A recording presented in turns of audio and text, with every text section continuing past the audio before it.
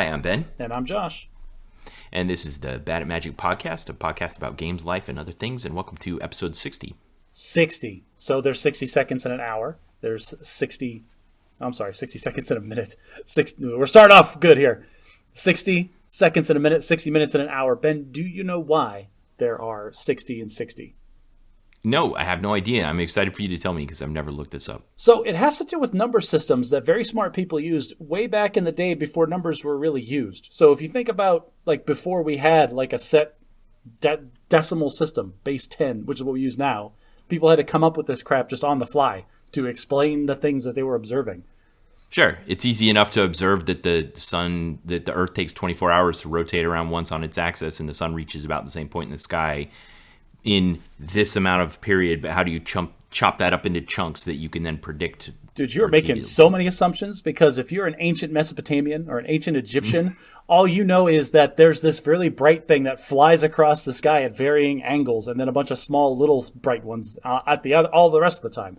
Yeah. So it was the ancient Egyptians started off with, they had the first water clock in like 1400 BC or some nonsense, which was craziness, and then all their sundials. And they eventually observed that they could split the night and the darkness into like two sets that had about 12 sets of stars that they could see pretty reliably on each side. So that gives us our 24.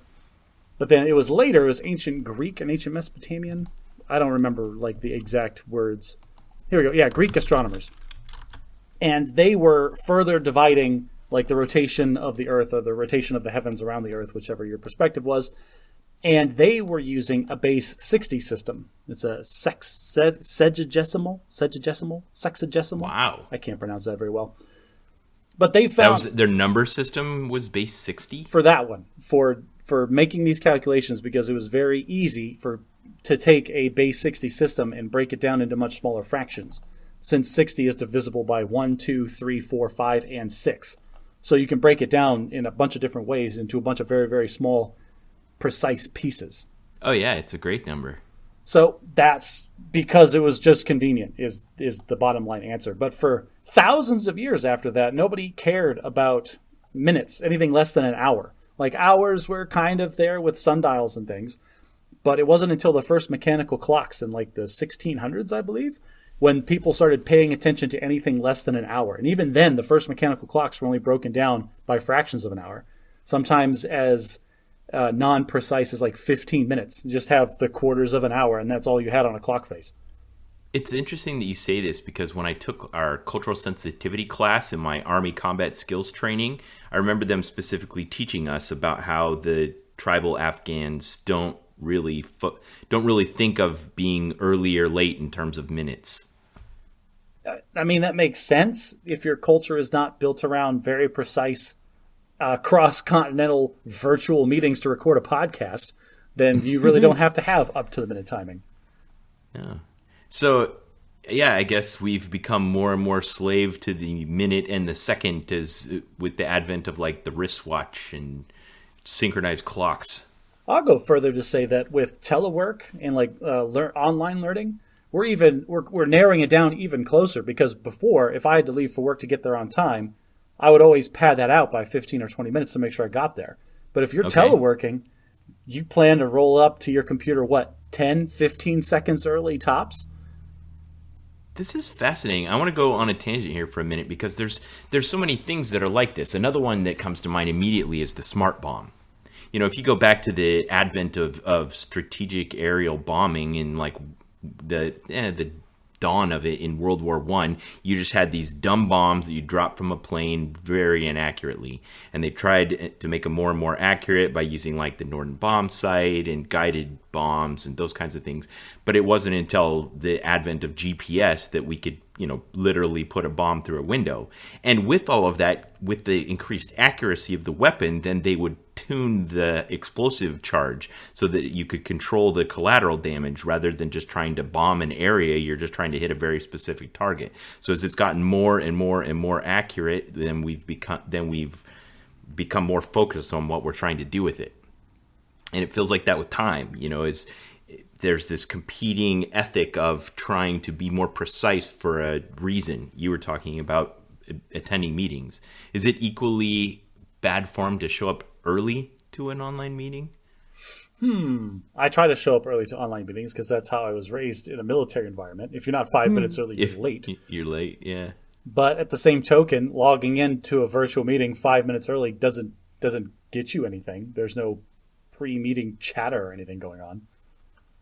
Yeah, and then definitely late is bad form. Still, as always. So we all should just strive for exact precision. Like if you say you're going to be there at 4, everybody synchronize your watches, then freaking be there at 4. And now, with cell phones being more and more ubiquitous, we don't even have to worry about the flex between my clock is 2 minutes slower than this guy's watch. No. Everybody's using their phone for time now, and all the phones are synchronized off of the cell towers, which are all synchronized to each other, which are all synchronized to some clock in Switzerland or wherever that is, Greenland. Yeah, there's not even like a risk that you're just going to not have your clocks working together. Yeah, so there you go. Now, there are maxims that are kind of residual of, like you said, if you're not 5 minutes early, you're late. There's also kind of like be 15 minutes early for a job interview kind of thing. Have we just reached the point now that even though those things are still hanging on, they're not really the thing? Is it just don't be late? Is that the new rule? I don't know. I think I'm still a millennial, and I'm an older millennial, so I'm of the opinion where if you're actually going to go see somebody, like if you show up exactly on time, that's good, but showing up earlier is better. Not super early. Oh, this gets into an etiquette, an etiquette thing. Because if you're invited to like a party or like a social event, it's actually bad form to show up early or on time. You're supposed to show up after the designated start time. Yeah, but then that creates this weird thing where if you're the host and you want to know when to plan for your guests to arrive, do you tell them earlier than you actually intend to because you know they're going to be late? Oh, I do this to my family all the time. I tell my if I'm going to have an event, I tell my family it's going to be at time X, and then I tell my brother it's going to be at X minus 15, because inevitably he's still going to be late. Does that work? No, never. All right, then. Yeah, it's like setting your own clock ahead so that you can be early when you tend to be late. You know that you set your clock ahead, so you adjust for it anyway. Can I go on a bit of a tangent for a second? Yes. All right, I'm going to apologize to my brother over this podcast because I'm going to tell a funny story about him that I love to death. Because my brother is the only person that can be 15 minutes early and still be 15 minutes late. What? Yeah, it's a great story. So, all right, go. This is back when I was still a pool guy, and I was doing this big job, a horrendously big job, and I needed help. I needed another set of hands to help me do something. And I asked him if he could be there. He's like, sure, no problem. What time do you want me there? I said, I will be there at 2 o'clock. I'm like, great. And then he, like, multiple times a day texted me, what time? 2 o'clock. What time? 2 o'clock. I never shifted. Like, it's going to be 2 o'clock. And then he calls me at 1:45, and I am driving there, and I'm 10 minutes out. And he goes, hey, I'm here. And I go, you're 15 minutes early. I said I was going to be there until 2. I will be there, like, right at 2. It's like, okay, well, I'm going to go for a run. My brother, who is parked in front of my customer's house, ready to assist me with the service I'm going to do in this person's house, has 15 minutes to kill, and him being the ridiculously in-shape person that he is, decides I'm going to go knock out like a mile or a mile and a half before I, go do this job with my brother. Sure. And so he goes for a run. And I pass him on the road farther than a mile away from this person's house as I'm driving up to that person's house. And then I show up and I start setting up to do the job. And apparently he decided he was feeling pretty good, so he went a little farther, 2.5 miles or something, before he turned around and came back. And by the time he came back, I was waiting on him. Because I had done all the prep work that I could, and now I needed him there to help me. And he was 15 minutes late. He showed up 15 minutes early and was still somehow 15 minutes late. All right. That's amazing. Good job, Alex.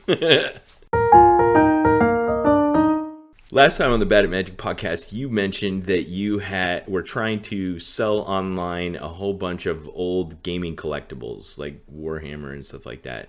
How's the sale going? You said you thought you had $4,000 worth of collectibles? So that's the retail. Like if you were to purchase all of the things that I had in that pile, right now, brand new. Yeah, but you've made improvements to them over retail. I mean, I put them together and I painted them. Some people see that as improvement. Some people see that as a bad thing. Some people really.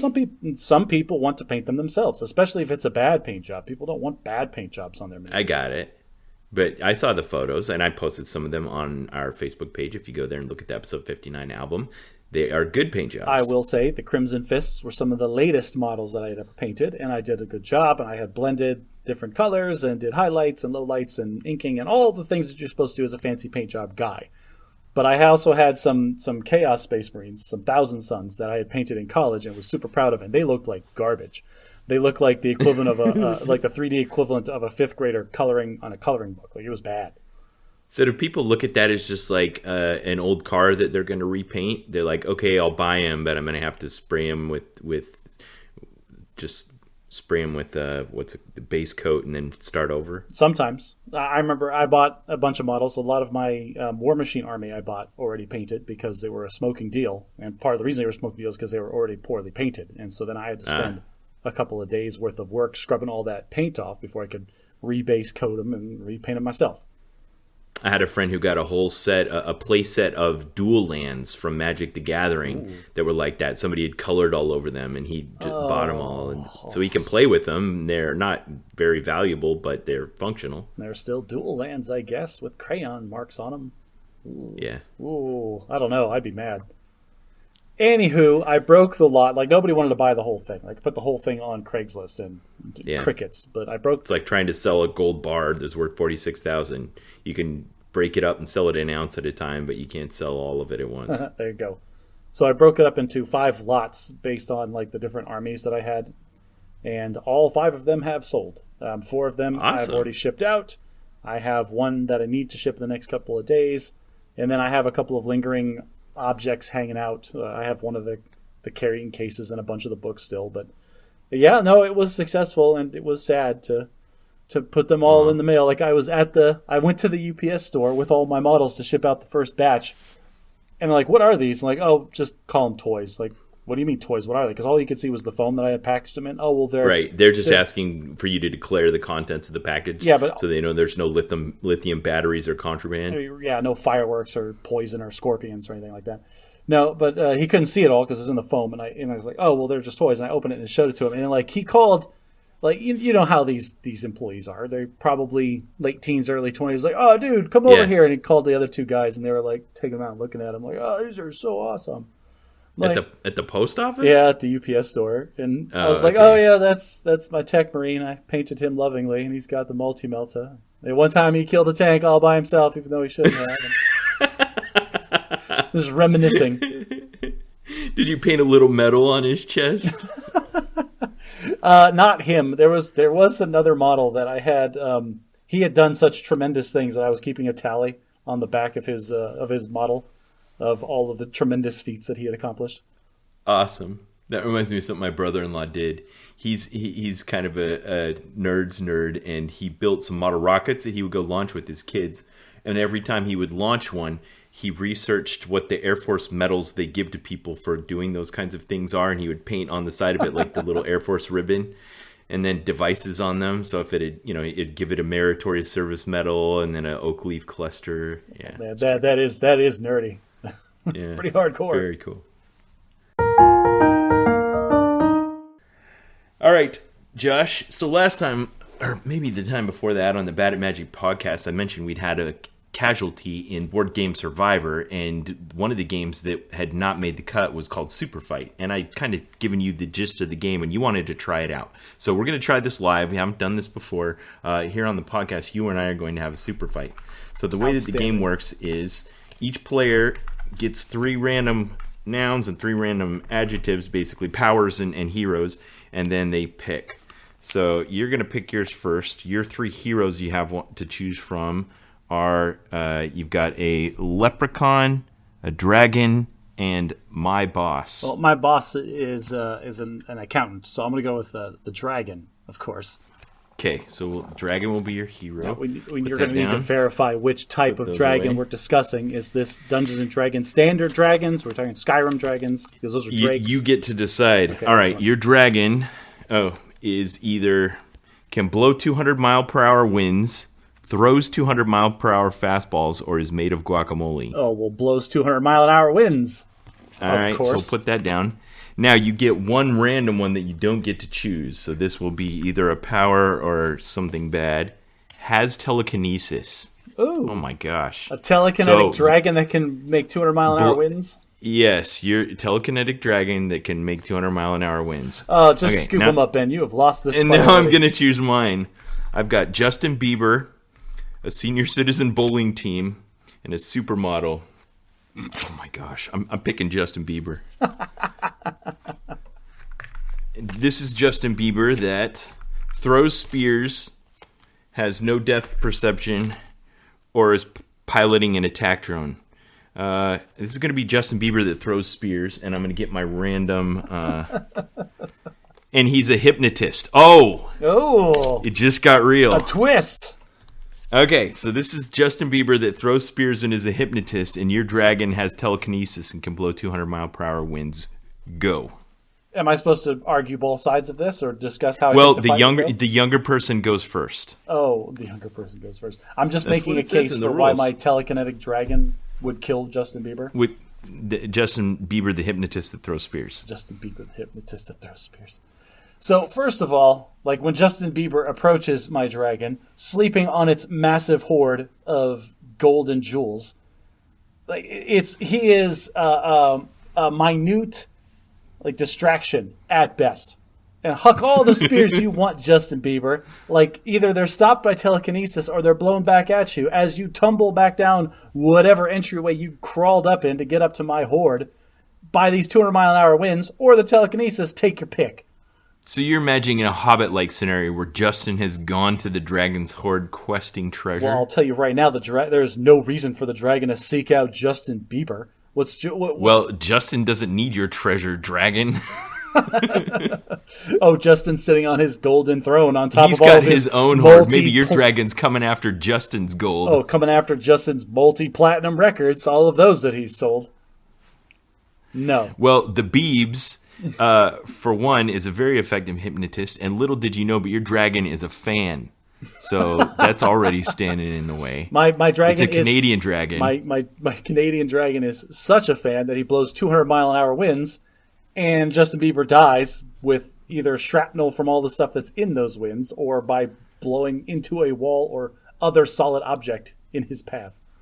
All right, well, Justin survived the first 200-mile-per-hour wind blow and then was able to achieve a hypnotist lock on the dragon, and he is now in control of the dragon. Is this like a mind slaver lock? Because I can control your every move, I just win by default? How is he going to kill the dragon? Can a hypnotist make its subject kill itself? Because if not, then Justin Bieber still has no chance. Is kill the objective here? What is the objective? What is victory? We get to decide what victory is. The victory is.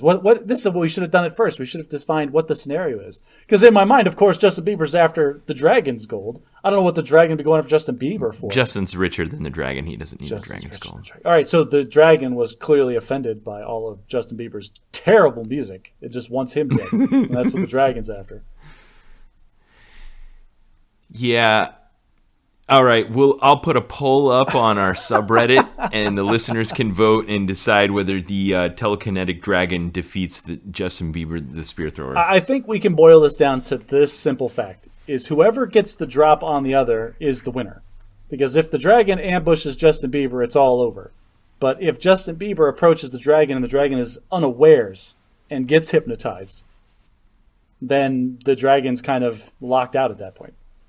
Definitely, I think you're right. And listeners, if you do go to the subreddit and weigh in on the poll for the Superfight of Justin Bieber versus Dragon, let us know what you think of this segment and see if we should do it again in the future. You had to represent Justin Bieber. That must have been terrible for you. Well, what were my other choices? A senior citizen bowling team? That was going to be my pick.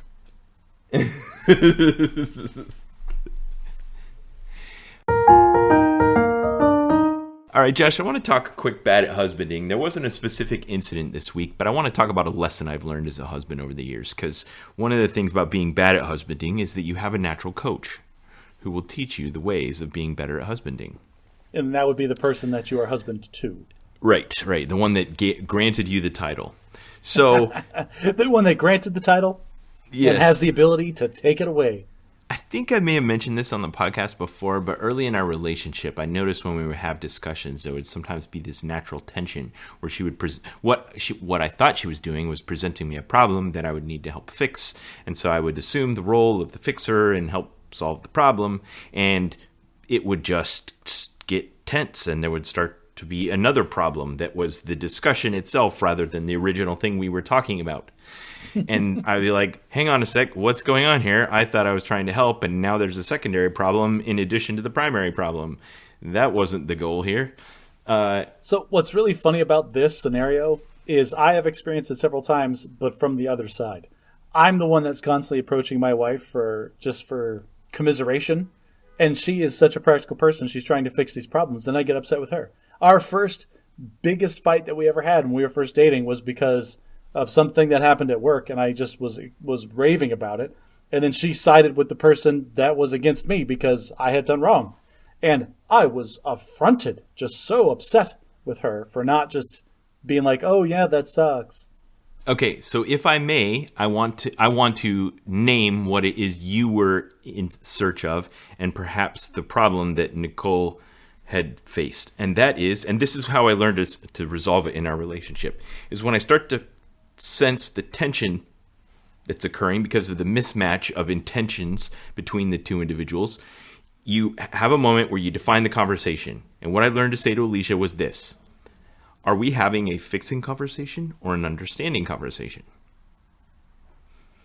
And by defining that, then you could properly focus your efforts and, like you said, express understanding rather than trying to fix. And occasionally, I will have perceived that we were having an understanding conversation, and she will stop me and say, no, we're having a fixing conversation. And I can adjust accordingly. Oh, excellent. That is good to have. I've noticed in at least my marriage, that's becoming less and less of a problem as time goes on, because we're both in such specialized fields. Like, she is an HR professional, and I am an accountant. And when we talk about the problems that we have at work, it's usually just to, like, vent. And we both know that because my wife is a lovely and intelligent person. So by default, a work conversation is an understanding conversation. Yes, because I'm not expecting her to fix my accounting problem, and she's not expecting me to fix her HR problem. I'm terrible with people. Right, and she's probably just giving you vague details without compromising privacy. Same for you. Yes, of course. We never compromise the privacy of the people we do work for, regardless of how deliciously juicy the gossip is. I'm talking about, work stuff that, the kind of work stuff. And she's talking about when she interprets, there's a professional ethic of protecting people's privacy like she went and interpreted for someone going on a doctor's visit. So she's there for their doctor's visit the whole time. I see. Well, there's a difference in kind here. Because, like, if your wife divulges that to you, or if me and my wife divulge things to each other about client privilege or people's privilege or information or whatever, then, like, the worst thing that happens is we get a slap on the wrist and, like, a letter. Hey, stop it. Bad. Don't do that again. But if you start divulging things to your wife, that's when dudes on zip lines, like, come in through your windows in the middle of the night and haul you off to, like, some nameless prison. Me talking about my secrets could include jail time or, Yeah, like that. So there was another one very similar along these lines that was another tension that I thought would fit into the same bucket, but it didn't quite. And it took me a while to come to the understanding of what was happening. Here was the understanding. When I would make an evaluation of a repetitive task, I would do it on a recurring basis. For instance, cleaning the house. Like, I want the house clean at the end of the day and at some point in the middle of the day before that. Like, so you don't just like start the day messing it up all day and then at the end of the day you clean it up and then the next day you start over again. So the expectation would be like when the kids come home from school, they don't just throw their stuff all over the floor, get their snacks out and leave a mess in the kitchen and the whole house is a cluttery mess when I get home from work. And my wife works really hard. Like, she takes care of 8 people and our house, and she works and does all of these things, and it's a whole big pile of tasks. And my expectation that every day at 5 o'clock the house would be clean just didn't fit into her model of it. And that is, I cleaned really hard this week on Tuesday, and the house was clean back then. And so I would come home and at 5 o'clock the house would be wrecked and be like, what's going on around here? Why is it like this? And she would say, I don't know what you're talking about. I cleaned really hard this week. This is a very interesting discussion about temporal mechanics and expectations. Yes. Because what you're talking about is you have set basically a threshold for I do not want the house to exceed this threshold of messiness at any given time. And then at specific times, I would like it to be even less than that. I would like inspection times to be almost perfect.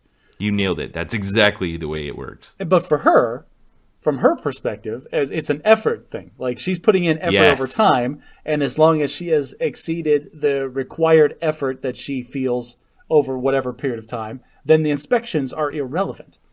Perfect. That's exactly the problem. I called it quantitative versus qualitative. For me, like you said, there's a threshold, and for her, it's the quality of having done it. Yeah, she put in the effort, so it's done.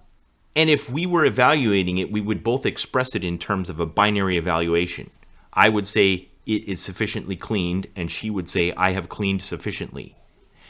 But we would both give the other one a negative if we compared against each other. Okay.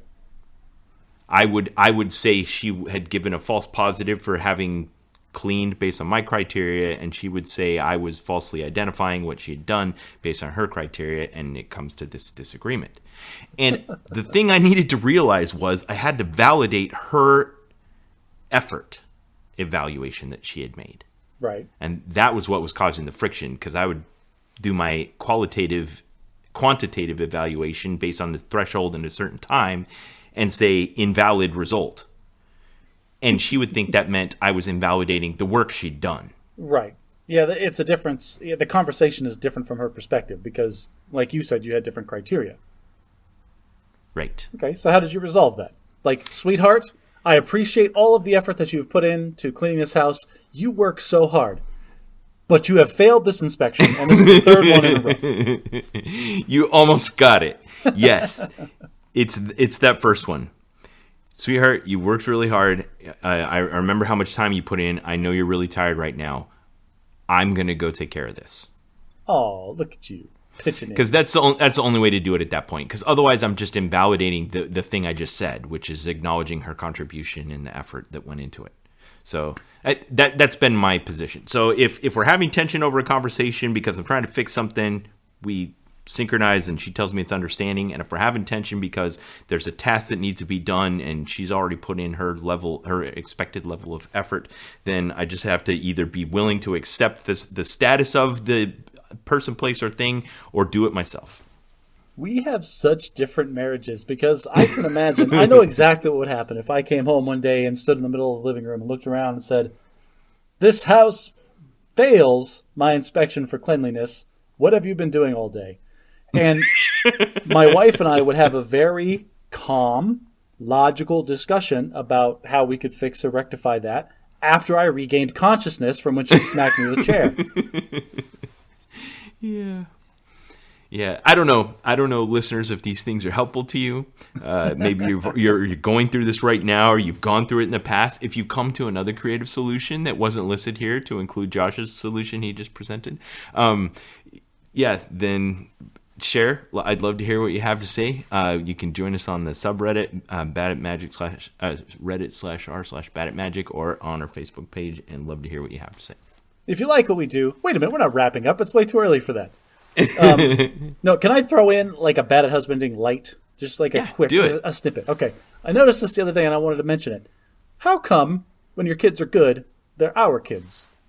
But when your kids are bad, they're your kids?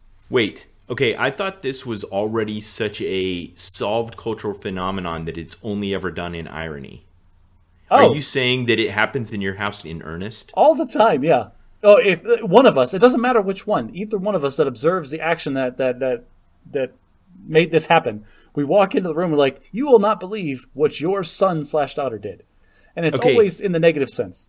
If I ever say it like that, just like you said, I'm very deliberately being silly. Like, pointedly ironic. Like if I can hear them, my kids do something we call the Sunday crazies, where they make a big mess and they run around and scream and laugh when we're trying to take a nap. And I'd be like, do you hear your daughter out there inciting her siblings into the Sunday crazies? But when I say your daughter, it's to point out that someone's behaving badly.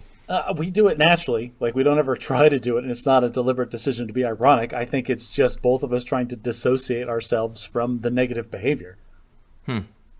That must be it. That must be the origin of that phenomenon. This behavior obviously does not stem from me. It must stem from you. So therefore, in this circumstance, this is your child and not mine. It must also show a fundamental belief that there's a genetic component rather than just a behavioral component. Because otherwise, you should, if it's solely behavioral, then you would bear equal blame for bad behavior. But if it were solely genetic, then you would bear half the blame, I guess.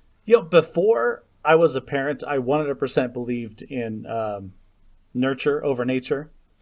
Kids are blank slates. You raise them and they develop these things. And then you had two. But then I had two, and they both like sodium and salt way more than my wife has, at all. And I love salt. I am overly salty on everything, vinegar. Yeah. I just love all that. And it is clear that my kids directly inherited that from me. That's a good example of something that probably just has to do with the layout of taste buds on their tongue. Oh, yeah. We're all eating pickles out of the jar, and my wife is practically gagging because we're arguing over who gets to drink the pickle juice straight from the jar.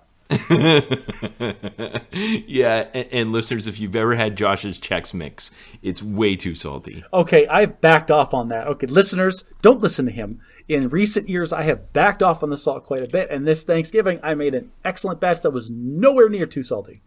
Awesome. Well, we'll get to that in a minute. It is time for Bad at Logic.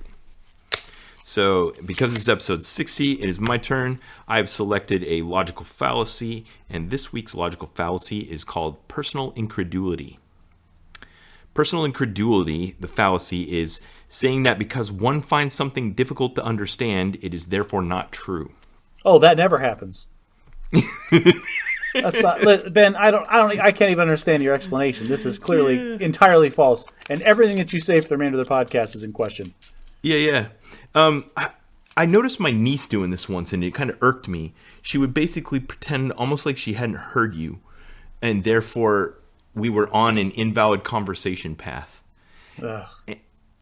And there's a lot of this going on in the rebuttals that are occurring to the very well-documented and scientific logic behind the science of vaccination for COVID-19. That is exactly where I wanted to take this conversation. Listen, listeners, no judgment. You do you. But you're not, you don't have a doctorate in virology, in pathology, in medicine. Quote unquote, I do my own research is just the logical fallacy of personal incredulity. Yes. Just because you don't understand what those doctors are saying doesn't make it wrong. Yeah. Did you know this vaccination changes your DNA? Well, in some cells, all vaccinations change. No, I'm not even going to go there. I don't have to explain any of that. Do you know it changes your DNA? My response to that whenever anybody asks me is I don't care. I don't care what it does. Because I've had plenty of vaccinations before, and all the doctors, the people that have spent their whole life learning about this stuff, they tell me it's fine. Just because I don't get it doesn't mean it's not true. When I was 17, I worked with a guy who had contracted polio as a child, and he had Bob Dole arm. Oh, I don't even know what that is. Bob Dole was the guy who ran for president back in the 90s. I know who Bob Dole is. I don't know what Bob Dole arm is, you jerk. Don't you remember that Bob Dole couldn't move one of his arms? I can't remember whether his right or his left, and he always just held a pen in it? No, I didn't know that. Yeah. Anyway, I think it was from a war wound, but it was the same kind of thing. That basically polio had crippled him for life, and all we have to do now is take a little pinprick, and now it's virtually eradicated from society. Oh, it's making a comeback though.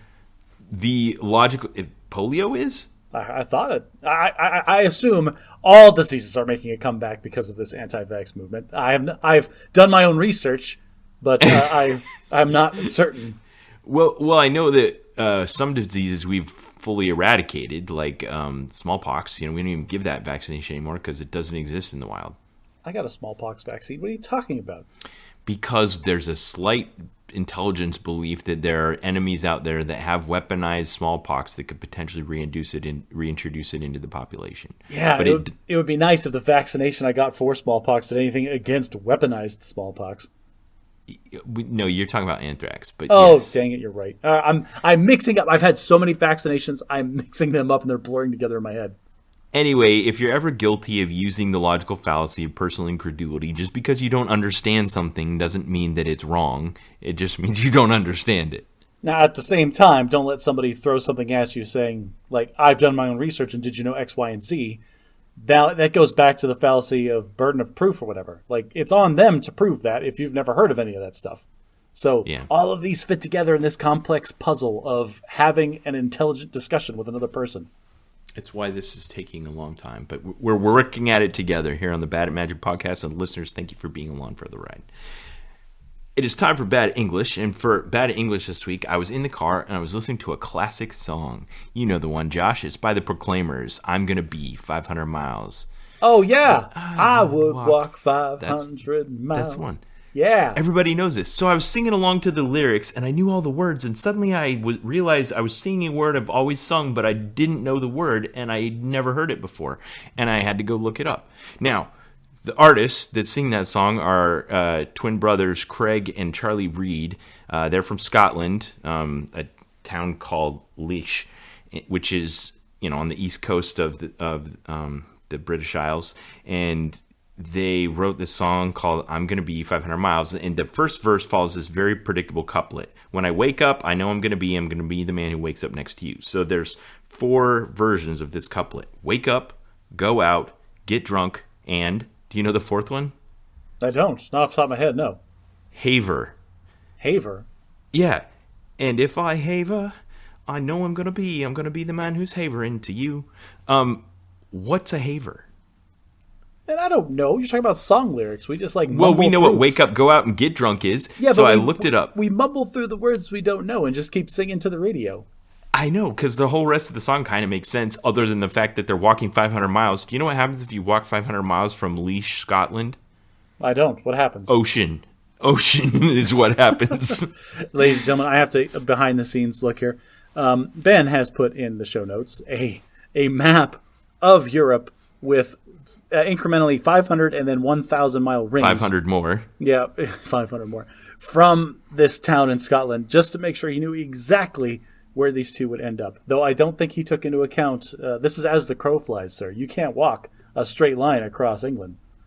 Yeah, you're right about that, but I still don't think there's any point in England you can walk 500 miles and not run into ocean. Well, are they American miles or are they British miles? No. They use the metric system over there. To haver is to talk in a foolish or trivial manner, to speak nonsense, to babble or gossip. So it just means chat with somebody. Oh. So it's so romantic. It is romantic. If I'm gossiping or just chat with somebody who wants it to be you. Oh. And he's going to walk through the ocean to do it. I mean, we assumed that it was something positive because the rest of the song is positive. All right, Josh, for Board Game Survivor this week, I put in the placeholder for it. We played a lot of games this week, having been Thanksgiving week, but I noticed you threw one in here, so I want to hear your story first. Well, I had no other place really to put it. Like, we're not doing Board Game Survivor in my house, but we have been playing a handful of board games. Like, the kids were off from school this week. I took the week off. My wife took a few days off, and so we've been running out of stuff to do in the house. And the last couple of days, we've landed on board games and puzzles, and that's what we've been occupying our time with. And my son was like, hey, let's play Stratego. I'm like, haha, all right, son, let's play Stratego. Now, he played my way first. You mentioned this game, I don't know, a year ago on the podcast, and I think last time you talked about how he just wasn't smart enough to understand the nuance of the secrecy of this game, and it was so obvious about where his thing was, you just knew it right from the beginning. Yes, and I beat him handily the first time I played with him. Right. Now, he has evolved since then, Ben. This is a whole new version of my son. How old is he? He's 10 years old. Okay, so sometime between 9 and 10, he developed cognitively enough to realize the importance of the secrecy in the game of Stratego. Now, audience, if you've never played the game of Stratego, what it is, you have, I don't know, like 40 pieces. Something like that. Red and 40 pieces blue. And they're little castles that on the back side have a number or a symbol, and then on the front side are blank. And you keep them pointed towards your opponent so that they can only see the blank side. And the secrecy, and then you move the pieces according to the rules for moving the pieces, but the secrecy of what's on the other side is the whole point of the game. Yes. You're trying to locate the opponent's flag and capture the flag before they capture yours. Yes, and on our set there are numbers, and the higher the number is, the stronger the piece is. And so And like, the less of them there are. Yes. And so, like, there's only one 10, and a 10 beats every other number that's lower than it, except for the spy. Like, there's a couple of different, like, nuancy things that happen with the game. Anyway, in general, higher numbers beat lower numbers. Right. Well, so my wife played my son, Stratego, first, and, like, handily, like, wrecked him, like, because he's 10. And in my mind, I didn't even think to quantify, like, how she wrecked him. I was like, oh, well, she wrecked him because this is a strategy game, and he's 10. But then oh, Daddy, will you play with me? Sure, kid, let's sit down and play this strategy game. Okay, just so he was iterating the strategy in his mind. He's like, all right, I tried that against Mom. That didn't work. Now I got an idea. I don't know. I don't know what he was doing, or if it was just... What ended up happening is I know how the game works. I know how the pieces move. Some of them have special rules. And so I set up with a clear plan to victory. Like, this is how I'm going to win. I'm setting up my pieces accordingly. Let's do this. And Ben, I don't know if he just, like, randomly, like, assorted his tiles on his side, or if he had a Assuredly strategy. not. But he set up rock to my scissors in every way possible. You were losing all the combats. You didn't know where his flag was. I immediately lost my best piece to a landmine that had no right being where it was. That's just not how you use them. That's how he used them, and he freaking got me with it. Okay. This is a different thing than what I thought. So he didn't get a good strategy. He just got lucky with picking a strategy that was really good against what you were trying to do. Yes. And I don't know if it's because he planned it out in advance or if he just had a very crude idea of what he wanted to do and implemented it in a way that was just randomly perfect against what I did. But I'm going to give him the benefit of the doubt and just say that he freaking Sun Tzu'd the crap out of me. Like, know your enemy. All right. And good job, Carter. The game. Okay, so you lost. So here's the thing. Like, the way that my son lost to my wife is that my wife eventually wiped out all of his pieces that could move, okay? And all that was left on his side of the board were landmines and the flag. And she didn't know where it was. But she had enough pieces that could move that she could run into every single landmine and still have another piece left over to get the flag. And so then by default she wins. Okay. So here's the thing, though. Like, it's the Russian landmine strategy. Yes. So late in the game playing against me, he wiped out every single one of my pieces that could move. Like, it was the exact opposite that happened to my wife. Like, all of my movable pieces were dead, and there was nothing I could do about it. And not only did he have enough pieces to hit every one of my landmines and capture my flag, he didn't do that. He took one of his special pieces that can defuse the landmines and proceeded to defuse every single one of my landmines before he captured the flag. He was flexing on you. Yeah, and I'll tell you what, that freaking brought me down a peg. Wow. Awesome. Well done, Carter. Now, that reminds me of something. I don't think you were around for the time when my sons had gotten old enough that they started playing Magic the Gathering. But my oldest son, when a player starts to play Magic the Gathering, they kind of go through tiers of understanding. Let me see. Stop me if I'm describing it wrong. But basically, when you're first playing, you're just trying to understand what you can do based on the cards that are in your hand. And your focus is very much on just utilizing the cards that are in your hand. You're thinking about them. You're always looking at your hand. You're trying to play out the cards in your hand. Yeah, it's very much focused on what you're doing. And then as you start to expand your strategy and understand the game a little better, then you're more focused on, like, okay, the board. What's going on the board in front of me? And you're trying to play to the creatures that are out and the spells that are out and play to the board. And then that also is not the final level. The final level is trying to understand what your opponent is doing. What's his strategy? What's he holding? What might he be trying to trick you into doing? What does he think you're doing? And then that's the highest level, I think, of the cognitive understanding of the game of Magic the Gathering. Yes, it's when you're playing your hand against your opponent's hand. It's not even what's on the table or in front of you. It's what you both have and what you think the other person has. Yes. So when I would go and bring my sons with me, and they would enjoy to come along, but I recognized that they were still at that first level. So what I would do is build them decks that would maximize their chances of winning at that level. Yes, I don't care what my opponent does. I'm going to play my little creatures, and they're going to get bigger, and they're going to turn sideways, and they're going to bring your life total to zero. Yes, and there are times when that's a really bad way to play. Like if your opponent's trying to get you to dump out your hand onto the board so that then they play a spell that clears the board off and now you have an empty hand and no resources left, that's like primo for them. And you or I might read our opponent. One, we would look at the spells they were playing and see if that was the kind of deck that could do that. And two, we would kind of look at them and see if we could discern from the way they were playing if that was their intended course of action. Oh, you played a creature every turn? Now you only have one card left in your hand? Okay, I'm going to go ahead and clear the board now. Yeah, and we could see if maybe they're reluctant to play or they're trying to say things and make us bait out. So here was my son. Here's what people used to say about him. You can't bluff Michael because he calls every bluff. Like he makes you have it. You got to have the answer because if you don't have the answer, you're going to lose because he's not waiting to see. So there were a lot of times he would win because he called every bluff. Excellent. So we played a lot of Magic this week. I brought my 13-year-old nephew along with us to the store, and we played Friday Night Magic, and the format was standard. He had a mono-white deck. I had a red-black vampires deck. My other son was playing a green-white tokens deck. It was a good time. We all played against each other and stuff. I went undefeated again, but then at the end, they did something they do sometimes because it was the holiday week, and they had a random die roll to win an entire box of sealed product. Cool. And my nephew won the die roll and got $100 worth of cards, which was great, and he was so happy. And I like when they do that kind of thing. Congratulations to him. Let me point out that you played both your son and your nephew, the nephew that came in from out of town specifically to hang out with you, and he didn't pull back not one iota. You still ground them both into the dirt on your way to Friday Night Magic victory. Absolutely. This is established on this podcast. That is my default. I don't care how young you are. You're learning through the School of Hard Knocks. Oh, sorry, nephew. You rolled the wrong opponent today because you're done. Yeah.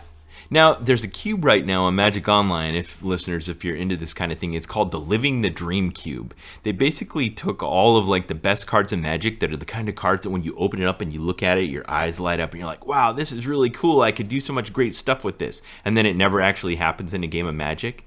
They're like, what if we took a whole bunch of cards and got them together that was all those cool things you want to do and took out all the things that would prevent that from happening so that everyone's only playing decks where you get to do the cool stuff. Everybody, it's just cool stuff against cool stuff. Yes, absolutely. And I've been playing this cube, and it's happened so much. Like, there's this one that's like these two angels, and if you cast them both, then they transform into this giant unstoppable creature where the two cards combine together like Voltron. And you could totally just cast it and do it. There's these cards that double things, and there's like 4 or 5 of them, and I drafted a deck once where I got like all of them. Ooh. So I had a Bitter Blossom out that makes a 1/1 fairy every turn, and it would make 6 of them every turn. All the fairies. Yeah. Oh, it was great. So that's fun. You can try that out. Magic the Gathering is definitely living on Board Game Survivor. 2 other games that we played this week. One is called Bananagrams. I highly recommend this. Even if you're not the Magic the Gathering type and you like word games, Bananagrams is like Scrabble but better. All it is just a bag full of letters. What you do is you put them out all face down, you grab 21, and then you, as fast as you can, assemble a valid crossword puzzle. Oh, with all 21 of your tiles. Yes, and then once you've done all 21, then you say peel, because it's banana themed, and then everyone has to take an additional tile. Okay. And you go until all of the tiles are gone. And if you're the one that's leading from the front, you're forcing people to take additional tiles, even though they're not finished with the ones they already had. And then when the winner is the last person, when no more tiles can be drawn, and you have a fully valid crossword puzzle. So what's the catch-up feature there? Sounds like if you're in lead at the beginning, you just kind of steamroll it. It's not a good catch-up feature. It's the guy that's ahead draws an X and then a J. You know. So it's just bad luck. Bad luck is the catch-up feature. Yeah, bad luck. It's random. So sometimes you can get lucky with the letters. Sometimes you get all vowels, and you're like, what do I do?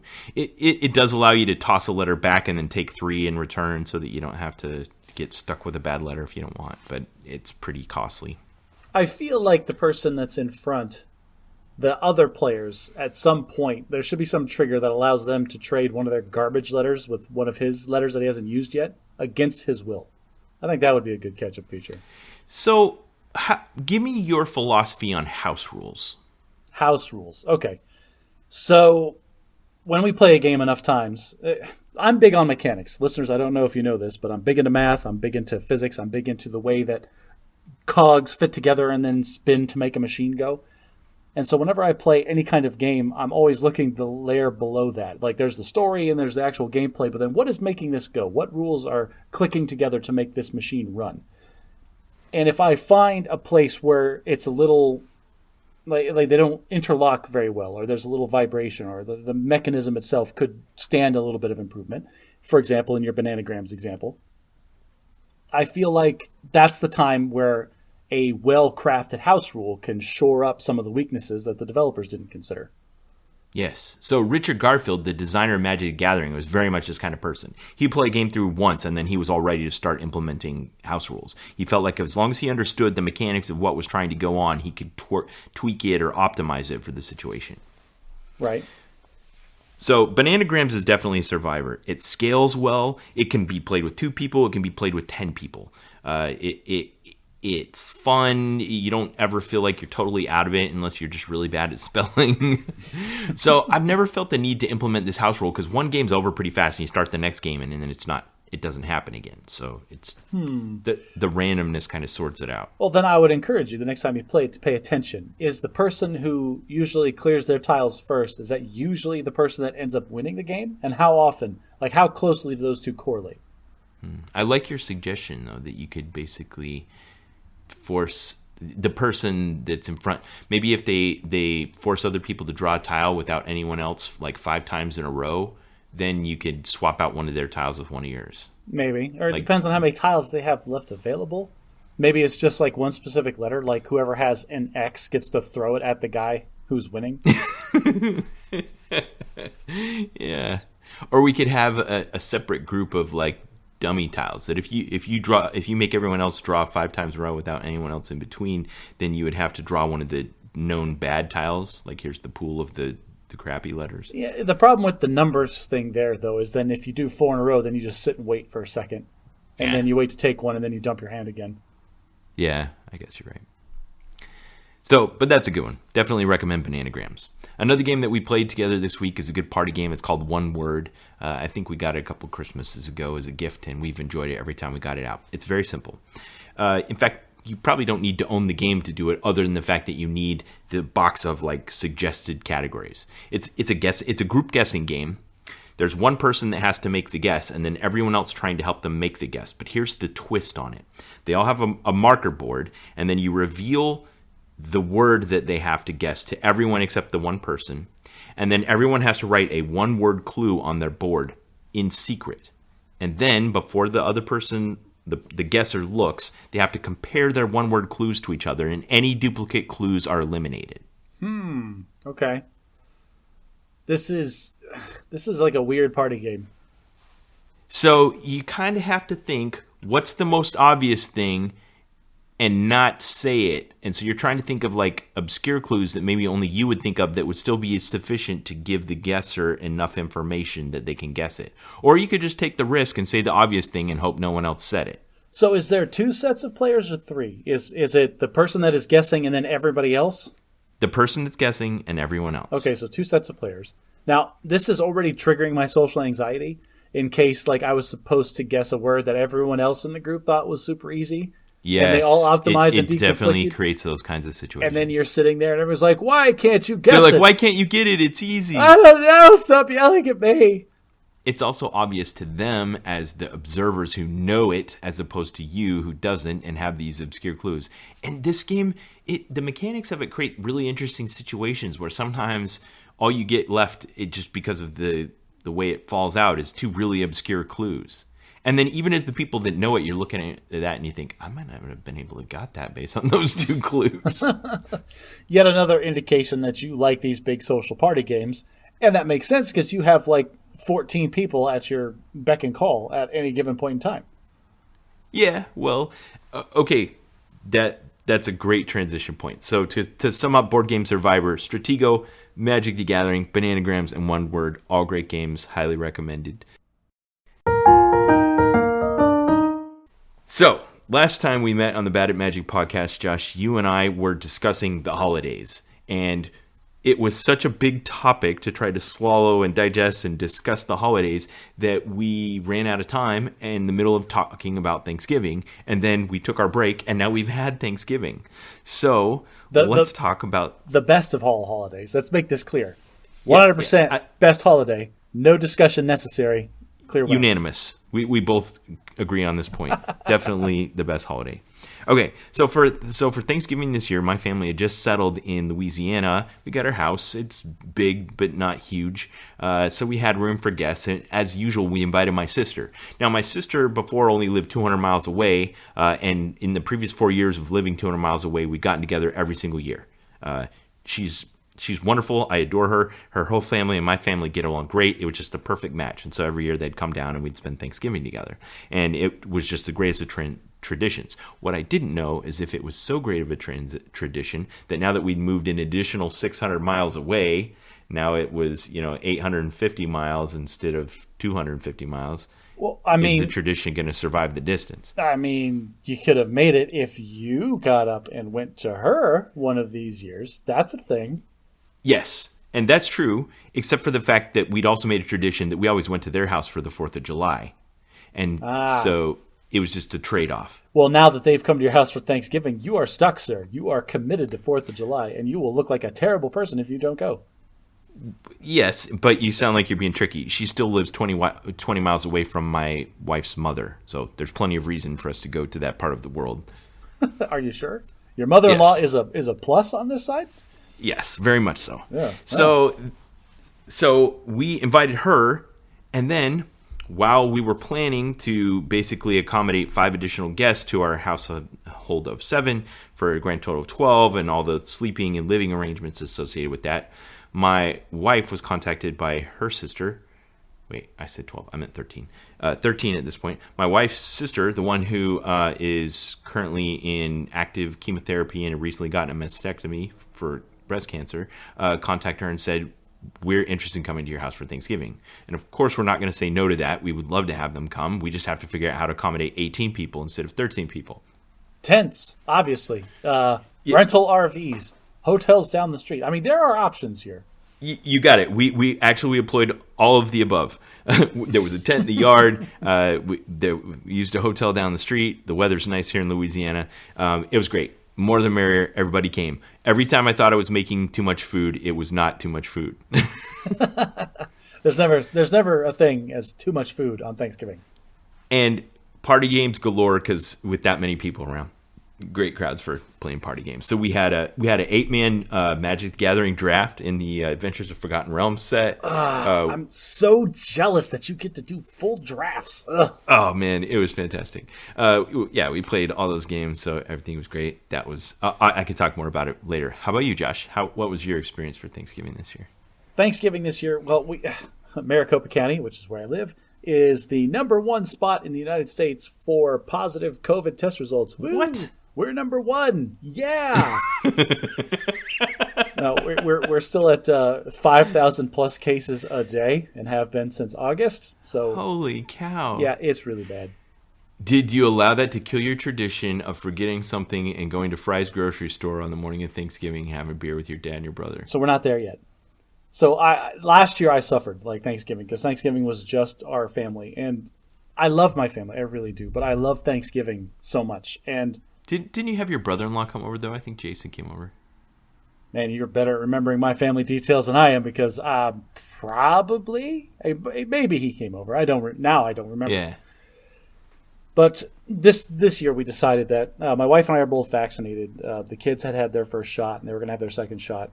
They had their second shot yesterday, which was a couple days after Thanksgiving. So anyway, good. There was and we put mitigation in place where, like my family, we wore masks and we separated ourselves during the actual meal portion of it. And so we took proper steps, and so we felt comfortable enough to have like a more traditional Thanksgiving setup. And so my parents decided to host because they have a better house for hosting big events like this.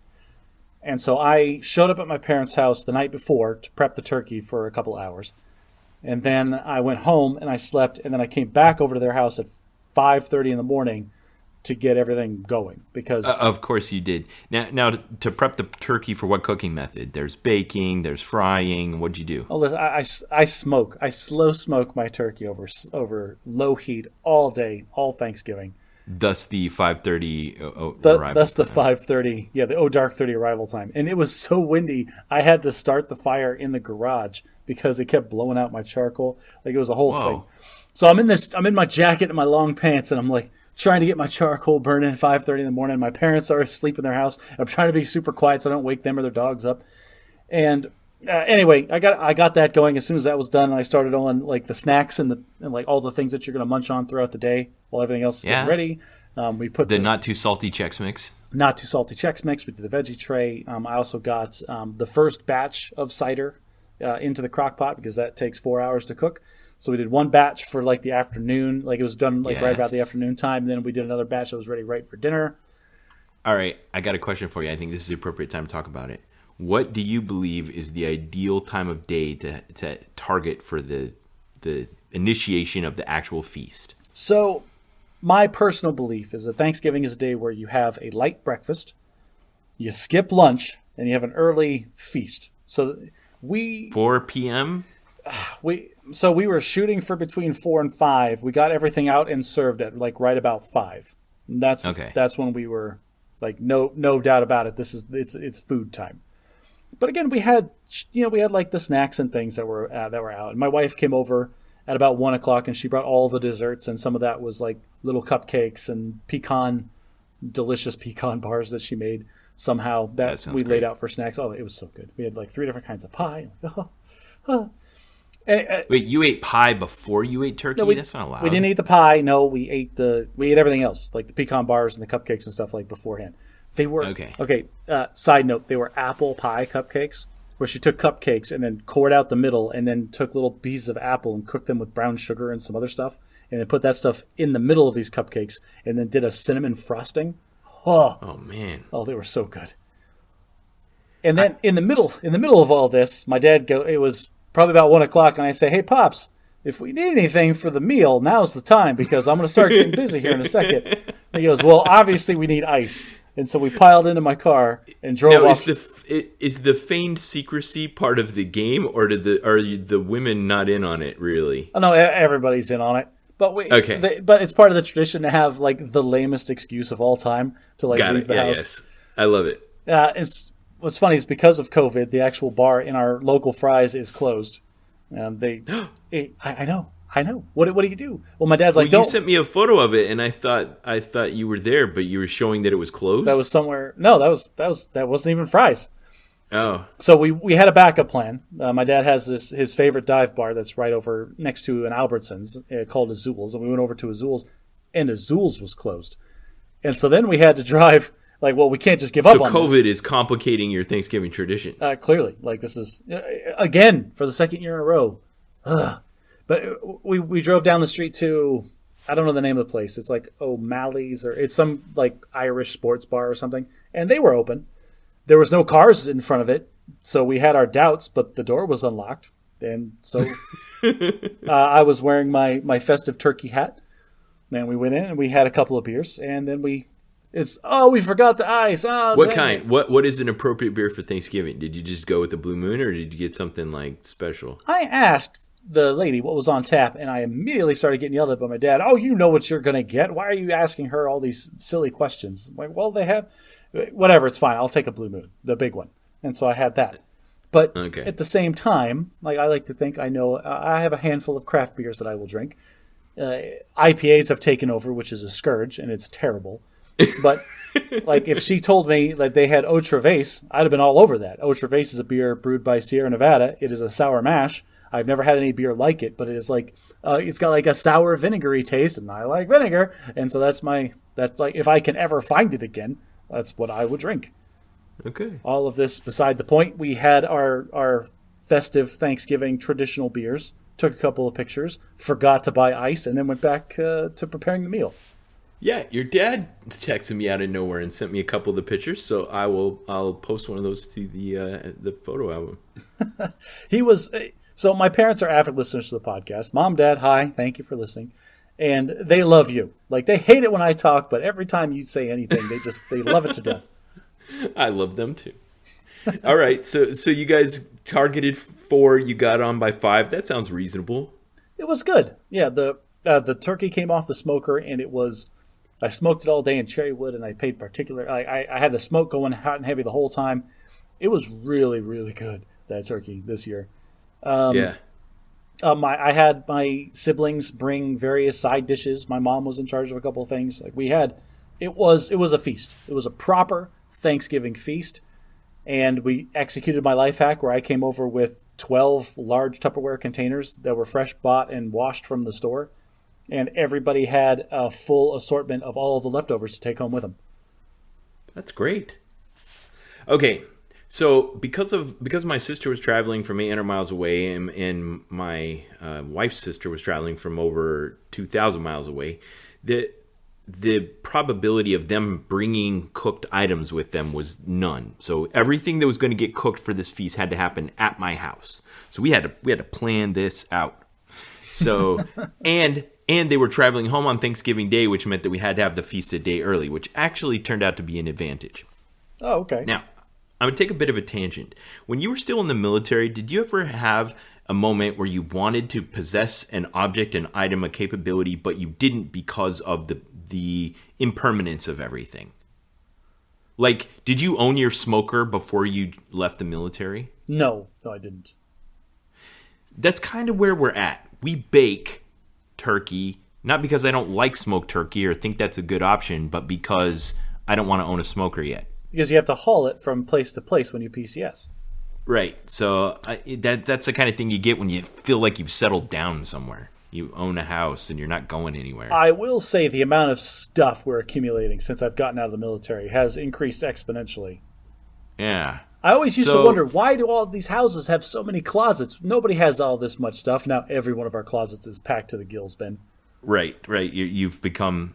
You either die the hero or live long enough to see yourself become the villain. So I had watched Alton Brown, who is one of my favorite celebrity chefs. I love his scientific and methodical approach to cooking. And he advocated for brining a turkey if you're going to bake it.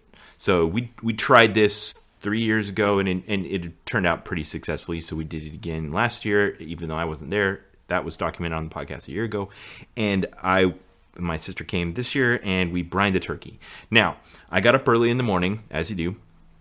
I because of the size of the bird, it was a 20-pound bird, and I was estimating 4.5 to 5 hours of cook time. And we were targeting like 1 to 2 p.m. for the mealtime. And so I got the turkey, and we kept it in a cooler outside, and it was in a bag with all of this salt brine in, probably like 2 gallons of fluid. Okay. And it was double bagged and tied off. And so I set it on the counter, and I untied the first bag, and I set the roasting pan next to me. Uh-oh. And then I untied the second. Oh, no. Ben, it's liquid in a bag. You can't just set that on the counter. I untied the second bag, and then the tidal wave of salt water came. All down the front of the counters, and I could see it going into like the silverware drawer and the. We need to have a new segment on the podcast called "Foreseeable Disasters That Happen to Ben." Oh man, so salty turkey blood tidal wave. Everyone's still asleep, so I'm like, it's like that. It's like when you fall down, trip on a curb or something. You look around and no one saw you, and it's like it never happened. Except I've still got everything. The evidence is everywhere. Yeah, I'm like, okay, I got to get this turkey in the oven, and now I know what I'm doing for the next 20 minutes. So I got the turkey in the oven, and now I'm cleaning up this. And my sister put brown sugar in the water. So all day, somebody walked through the kitchen, and they would do that. They get that look on their face when their feet stick to the floor, and they go, "It's a little weirdly sticky in here." Yeah, I mean, like, I don't know what that's all about. Man, if I was you in that situation, I'd have just started speaking really loudly. Boy, I wish there was 8+ children in this house with bath towels that could come in here and fix this problem for me. Yeah. So I tried to clean it up, but it took a while. So that was Luckily, I'll say that was probably the worst cooking disaster. Did you have any cooking disasters this year? Did I have any cooking disasters this year? No, because like you're talking about with Alton Brown being methodical and scientific, like I took everything into account beforehand. Like there was nothing that was not unplanned for. Yeah, well, except for the wind. Well, there was the wind, but I had an alternative. I had a solution to that after a couple of minutes. This is why I brought a flathead shovel with me when I was going to start, when I was going to do the smoker, because I set up the charcoal that I was going to start with on the flathead shovel so I could easily. Is your smoker self-contained enough that high winds wouldn't like cause it to be burn too hot? Once I got everything in there, yes. And then everything is contained. The only way that air gets in there is from the very, very bottom, and it has to be pulled in through like heat induction. So it's not a problem once I got everything started. But as as proof of concept, man. I am sharing my screen right now. Spreadsheet. Yes. Okay. You make fun of me as the one who makes graphics and charts, but listeners, you got to understand, Josh is the data man. Holy cow. So, okay, it looks like this is what day you need to start cooking it, who's going to cook it, how long it takes to cook it, and when you need to start in order for it to all come together at the right time. Is that what this chart is? That is what this is. This is a combination of the list of the dishes that we're going to have, the ingredients we needed to purchase, who was going to be responsible for each one, how long it was going to take to do each step of the preparation of said dish, and rolled all up at the bottom is how long or when I needed to start, essentially. Nice. Okay, so I got a question.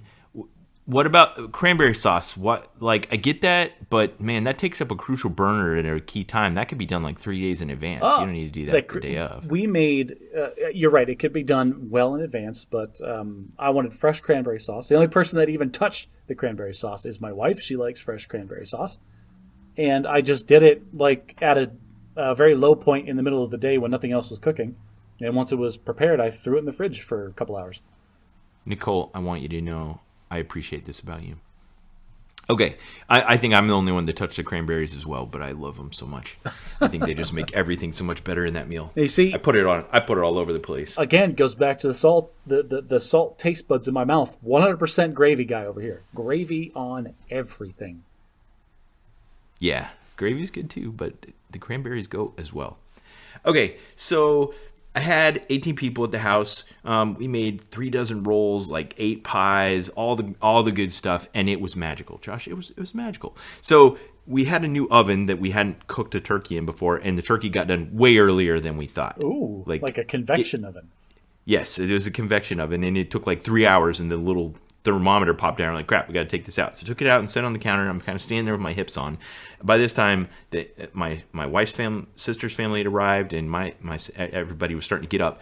Now, this is interesting because you were talking about the plan to like have a light breakfast and have snacks out, but this was at the point where like no one had even eaten anything yet. It was like 11 a.m. No one had eaten a thing. The turkey's done. We've prepped most of the sides, and we've just got like 3 sides left, like the green bean casserole, potatoes and gravy, and just kind of set out the place settings and get everything going. So I look around at my team, and I'm like, all right, team, can we get dinner on by 12? And I'm like, let's do this. So everyone sprung into action. There was like 8 grown-ups, and just everybody was working all at once. The kitchen's big enough that it can accommodate that many people. 12 o'clock on the dot, we were saying the prayer. Everybody had Thanksgiving dinner for breakfast. That's outstanding, because then that's a long enough period of time where you can either nibble on it for the remainder of the day or have another Thanksgiving dinner late in the evening. Absolutely. And that's it. And then we went nuts on the pie at like 6 o'clock. It was great. I love it. What a great holiday. Dude, that sounds wonderful. I'm so glad you got to enjoy that. Now, I have to jump in with a piece of follow-up. It turns out you were absolutely correct. The Detroit Lions played on Thanksgiving this year. Yes. And lost, as per tradition. I think it was like 14-13 to the Bears. It was close, though. Closer than it had any right to be. Now, Thanksgiving being America's holiday, the football team that likes to call themselves America's football team, the Dallas Cowboys, wanted to get in on the tradition, and so they also try to have a Thanksgiving Day game every year, and they also followed the tradition and lost as well. You know what's funny is they just legalized sportsbook betting via the internet in my state, Arizona. This just happened in the last election cycles. Louisiana's doing the same thing. How did that happen in both states at the same time? Weird. Why can't we get rid of daylight savings time too? Oh, seriously. All right. If you are hearing my voice right now, daylight savings time needs to go away. We had a problem with daylight savings time setting up the podcast. No, we're not going. We're not doing the daylight savings time again. But I'll say this, like with the whole sportsbook betting thing, they're doing all of the things that big businesses do or big casinos do to suck you in, and they're giving you like, oh, it's $100, absolutely risk-free. Like if you sign up, some of these sites, you sign up and you give them like $5, they give you... Tell me you bet against the Lions. I didn't bet anything. No, Ben, listen, I am not a gambler when it comes to this kind of nonsense, okay? I am not that guy. I play games that have statistical advantages in my favor if I execute flawlessly. Those are the gambling things that I play. I will never touch a slot machine. I will never go near a roulette table. Not anymore. Not after what happened when I was 21. But cards, specific card games, like those are things I do. But my mother has always loved sportsbook and like off-track betting and all that stuff. Really? Your mom? Oh, she loves it to death. Okay. I remember wonderful times we would have where I was too young to gamble, but we would go to like a restaurant or something for lunch that had off-track betting, and then she would give me a newspaper and have me crunch the numbers and say who she should bet on in the race that was going to start in 10 minutes. Anyway, she is all about this, like, and she's still playing with the casino's money or whatever because she signed up and she got that big chunk of risk-free investment or whatever. And we had long conversations where I was trying to explain to her. She's like, "Oh, and you get this thing. They do a halftime boost where I get a notification. It says, okay, if you think X is going to happen in the second half, press here and you can bet like $5 and win 25." And I'm like, mother. Whoa, they've turned it into microtransactions? Yes. And I'm like, mother, if they want you, like they would not offer you a bet if it was not in their favor. That is how this works. Like the only bets you should be taking are the ones where you bet $10 and win $1. Those are the bets you should take because those are probably a sure thing. But no, she loves all of this stuff, and she was betting on all the different football games that were happening. And this actually added to our Thanksgiving in a weird way because I was there cooking, and it was the halftime for, I think it was the Lions game. And then that's when we were getting up to go. And my mom was like, "Oh, I got a halftime boost if the quarterback throws a touchdown pass in the third quarter." And they weren't even set to receive the ball. I'm like, that's kind of a bad bet. She's like, "I'm going for it anyway." And she bet on it. But then when my dad and I left and we went to the sports bar, obviously they had the Lions game on. And we were watching, and then we got to like get the excitement to get in on it, and they did. Like she actually won her ridiculous like bonus bet for $25 because against all odds, the guy did the thing that he was supposed to do. Now, there's an interesting aspect to what you just said that I've realized with the onset and popularity of fantasy football, and that is it takes everyday people who normally just have a loyalty to one single local team, and it turns their interest into something much broader. Now you care about games where the stakes are low. You care about games that aren't your local team and stuff like that. And I don't know. It seems like it's not necessarily a bad thing for sports that now all of a sudden you're caring about just one player to do really well or games that you normally wouldn't be interested in. I kind of like it. I asked my mom about that specifically a couple of weeks ago. And I'm a Cardinals fan. And my wife and I watch the Cardinals religiously. And Ben, you're lucky you rescheduled to a Sunday where they have a bye week, or else we wouldn't be recording right now. Okay. But my mom, I asked her, like, so do you like watch all the games? She's like, yeah, I get to bet on the games, and then it gives her personal stakes in what's going on. And so it's like I'll watch football on Monday or Thursday just randomly if it's on, just to fill the time, but I don't have anything invested in the game. And so if I walk away from it or start scrolling through Reddit on my phone, who cares? But my mom she's in. Oh, she's all in because player X has got to get so many yards in order for her to win her bet this time. Yeah. All right. Well, I guess if I ever want to get into fantasy football, I'll ask your mom for advice. No, she bets. She's not doing fantasy football. These are two different things, Ben. She's not. All right, we still got to get to Christmas and New Year's, but there's one of the tangent I want to take, and that is when my family moved to the UK, we kind of decided that we were going to do this weird thing where there were the American holidays, and we wanted to try to find a way to uphold our American traditions surrounding the American holidays while we were living in England. The correct holidays. You wanted to uphold the correct traditions in the old country. Well, it is a bit cheeky for us to observe Independence Day the way that we did. I don't know if I ever told you about the incident with the neighbors and the fireworks, but I'll save that one for another time. we decided we also wanted to uphold Thanksgiving. And so we would have the feast, but because no family could, or at least was able to those times, able to come see us, we would invite our British friends over and then kind of encompass them in the tradition of just being grateful for the bounty and good people in our lives. Did you have to explain like the Pilgrims and the first Thanksgiving and the lies we tell ourselves about the corn? You know, the colonies have grown a bit since the olden times, and most British people tend to be pretty switched on to American culture. They know what's going on. They're not like Thanksgiving, what's that? So we invited some of our closest friends over and had a big feast, and it was a hit. Like, it was great. So each year we were there, we invited some friends over, and I still have one friend that I made over there that raves about our Thanksgiving dinner like every time I see her. So yeah, that was a good time. If you're ever going to go live in a foreign country, I recommend that as a thing. Try not to do it in a Muslim country that's currently celebrating Ramadan. That's not the best time to do a Thanksgiving feast. Throwing that out there. Okay, so football's over. We're almost eating through all the leftovers. I don't know about you. We've almost eaten through all of them at our house. We've turned our eyes towards the next in the series of holidays. Oh, take it away on Christmas, Josh. So this is the thing. I said this before, and I'm going to say it again. There is no Christmas in my household until the day after Thanksgiving. So what that does, though, Ben, is that just dams up everybody's joy for Christmas in my sphere of influence until the day after Thanksgiving, and then it comes upon me in a tidal wave of Christmas, like wanting it to be gone. We've already watched a Christmas movie. The day after Thanksgiving, I was conscripted into putting up our Christmas lights. All of our Christmas lights are already up. Yesterday, I was conscripted to take down out of storage our Christmas tree and all the ornaments and things. And now, you said... Now, the term conscription infers involuntary and against your will, like... As you are the Debbie Downer for your family for Halloween, I am the Debbie Downer in my family for Christmas. You still did it.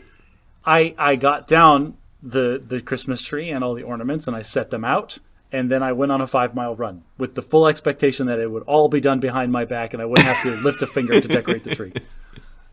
Okay. I'm obviously you got back and they were still waiting for you, and then you put them up. No. I got back and I was told to put the. We don't have a star. We have a snowflake that we put on top of our tree, but that's only because I'm the only one that can reach it. So, have you plumbed the psychological depths of why you're the Grinch who stole Christmas? I am not. Like, okay. What? Who? Show me on this doll of Santa Claus. You, sir, are the, where you were hurt. You Josh. are the master of false dichotomy. Okay, because on a spectrum from Kris Kringle to the Grinch, I'm not the Grinch. Okay, I'm just in the middle where it's like Christmas. Meh, it's fine. It's another holiday. Like, I'm most excited about my wife making a beef Wellington. That's our Christmas tradition, is she's going to make a delicious beef Wellington for Christmas dinner. Okay, so that brings up one of the topics I wanted to touch on, and that is what's in your mind the difference between a Christmas feast and a Thanksgiving feast? So for the longest time, they were identical to me because I love Thanksgiving. Really? Oh, yeah. And so okay, you were just like, but what about second Thanksgiving? Exactly. My family, the rest of my family, are 100% on honey-baked ham. Thanksgiving is turkey, Christmas is honey-baked ham, and I have never cared for ham. And so in recent years, it has been my tradition, where they have a honey-baked ham and all of the same Thanksgiving sides. I roll in with whatever turkey dish that I prepared for myself in advance, and that's what I eat, along with all of the Thanksgiving sides, and just have second Thanksgiving. That was the longest time. But then my wife, 3 years ago, I think, we were watching one of the Great British Baking shows or whatever, and we saw the beef Wellington. I'm like, that looks delicious. And so we went all in for Christmas on a beef Wellington. Like, we went to a butcher, not the grocery store, an actual like third-party butcher, and paid an exorbitant amount of money for a perfectly prepared piece of meat that she transformed into this, what you probably, having lived in the UK, think is a normal Friday night, into this once-a-year delicacy that we only get to partake in on the most sacred of holidays, according to some people. And yeah. To this day, I will say the first beef Wellington my wife made was one of the best things that I have ever eaten. Yeah, great. And it hasn't failed your expectations on repeat. She's gotten better at it. Oh yes, and it's so good. Now, since you mentioned ham, we did a ham and turkey on Thanksgiving. We do every time. And one of my favorite things has been with the leftover ham is to make ham and potato cream based soup. Oh, so good. It never lasts more than a day. It's so good. All right, so let me give you my perspective on Christmas, because it was always my favorite growing up, and it's changed to Thanksgiving. Thanksgiving just feels like an event, but Christmas feels like a season, and I think part of it is because the focus is around gift giving, whereas Thanksgiving's around this feast. And a feast happens on a day, but gift giving's kind of a process that you got to go through. Okay. And rightfully, I think you've observed that it's been overly commercialized for that reason, because you're going to spend a lot more money on Christmas than you are on Thanksgiving. That's where the retailers are going to make their money, and more people than just the grocery stores. I mean, the biggest thing you see about retailers for Thanksgiving is the day after. It's Black Friday. You've got to go get your shopping on for Christmas. Now, it wasn't. It has only come to be called that in my lifetime. Like, I remember when it used to not be called that. Oh, really? It was just the Friday after Thanksgiving. Yeah, it was just that day, Friday after Well, Thanksgiving. now we have Black Friday. We have Small Business Saturday, which is the next day. You're supposed to shop. Cyber Monday. Cyber Monday. Like, apparently nobody does shopping on the Lord's Day, but on Monday, it's Cyber Monday. There's going to be some deals out tomorrow. Yeah. Do you participate in all that? No, I mean, if I have major purchases I'm going to make, I do remember buying my current TV on Black Friday online because it was, ridiculously marked down the way that they should be. But I'm not going to get out of my house and go line up at Best Buy at all hours of the night on Thanksgiving to get ready for Black Friday. That seems ridiculous. That's what they want you to do. That's how the man wins, Ben. Well, don't give in. Somebody's still out there doing it, although I don't watch the local news anymore, so I don't know what that looks like. Well, I want to go back to your observation. You said Christmas is like a season. So what's interesting is that, for me, it never has been. In Arizona, growing up in Arizona, Christmas is not a season, because if you look outside, it's not winter. There's no winter in Arizona. This is the same as it is all year round. It's brown with some scraggly bushes that all have thorns. The wildlife, basically. That's interesting. So the weather is a big influence on that. Yeah, it's still warm enough. Like, it's still in the mid 70s. Like, this isn't. I hear all these songs and all these talking about, oh, we're going to go sledding, or it's going to be a white Christmas, and there's all the snow days. None of that has ever existed at any point through my childhood, and so I don't associate Christmas with this wintry, like, stay inside bundled up feelings. That's understandable. How must it feel to live in Australia, where it's like the middle of the summer? Decorating palm trees. That sounds great. Right? Okay. So did you do, like, advent calendars when you were a kid? Yes. Where it was just a countdown that wasn't necessarily related to the whether or not it was wintry weather? We do have advent calendars because kids look forward to Christmas. My kids inside, they have advent calendars, but they're not counting down to this magical Christmas time holiday. They're counting down to the day they get to open all their presents. Right. So you guys play the Santa game with the kids? We do. My wife didn't want to back in the day because they didn't do Santa when she was a kid, but I did Santa when I was a kid, and I think it's a fun lie to tell your kids. My son... You prevailed? We prevailed, so we've done the Santa game. My son he's dropped a couple of hints. Like, we had to have the talk with him. My wife had the talk with him just today about, hey, keep that no Santa crap to yourself. Yeah. Okay. I've established on past editions of Bad at Magic the whole experience with us and the Santa game. Yeah, you ruined it for everyone. You horrible Grinch. You called me the Grinch.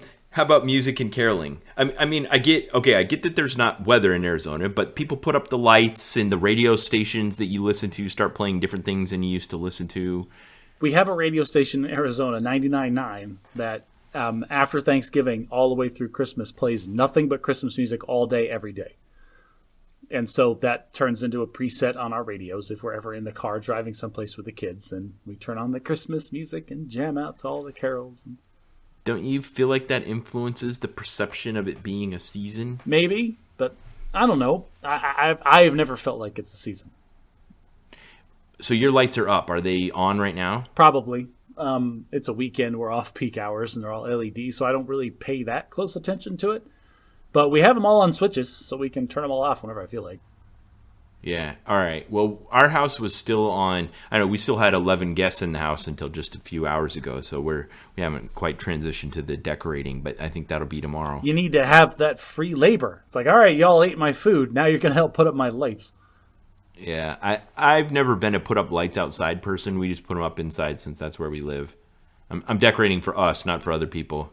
I don't know when it started. Our house in New Mexico. My wife was deployed, and I was at home decorating it by myself, and I just bought a bunch of lights. And every year we've just accumulated more lights. And so now we just have these giant totes full of exterior Christmas lights that every year I swear to myself I'm going to draw up a diagram exactly how I hung everything and where each strand goes. And every year when I'm going to tear them down, I say screw it and throw them all back in the box. So I'm left hanging next year. I just got to make it up again. Yeah. There must be a name for that, but I don't know what it is. There's lots of traditional decorations that all are supposed to have some kind of symbolic significance that then we just forget. But it's because we're so eclectic about these things.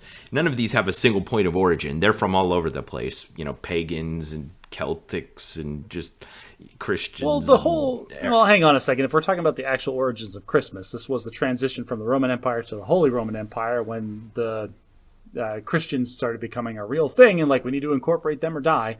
And so they aligned the birth of Jesus, which I take is sometime in April, from what I hear. They incorporated that into one of the pagan festival of lights, or one of their fertility holidays, or whatever. One of the big pagan wintry holidays, and kind of slammed them together as the two biggest holidays of the season for both religions to try to make the transitions smoother. Yep, and in the 4th century AD, the Catholic Church got together and voted on the birth of Christ, and it became that day forevermore.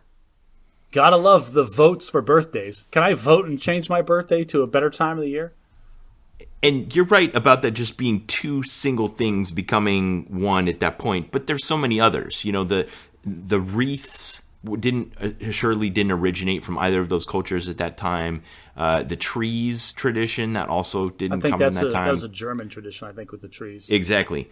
Garlands, mistletoe, holly, poinsettias, those are Mexican plant. The lights and candles, all those things are it's just a big mix of stuff, and it all got thrown together. And then at some point, Santa Claus came in on the whole thing, and we just mixed it all together, and it comes out the way, it's sounding like Mariah Carey and smelling like pine boughs and peppermint. We have those smelly pine cones that you buy in the big bag at the grocery store. Yeah. And you set that on the counter. It just smells like spices all year. Yeah, so you got the sound of Christmas, you got the smell of Christmas, you get the sights of Christmas. How is this? I know it's not snow, but how does that not make it feel like a season to you? I don't know. I've just never been big on the Christmas season. Maybe I was different as a kid, but nowadays it's just December. What about some of the other things, like school plays and concerts? Are your kids practicing the music, and you got to go to the school, and they all dress up in Santa hats and sing Jingle Bells? So this might be a new thing.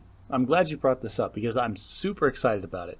For the Thanksgiving play, I remember my son was in 1st grade, and we had to go to the gym at the elementary school in the middle of the day on a random day. Did they pretend to be pilgrims with buckles on their hats and shoes? Half of them did that. The other half were Indians, and then some of them were turkeys, and they sang this adorable song that rhymed, and it was just great. Albuquerque was a turkey, and he's feathered and he's fine. And it's the best Thanksgiving song ever.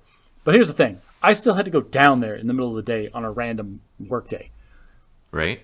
Well, this year, my daughter is in 1st grade, and so we were fully expecting to get hauled down there for their Thanksgiving festival. No, Ben. We got a text message.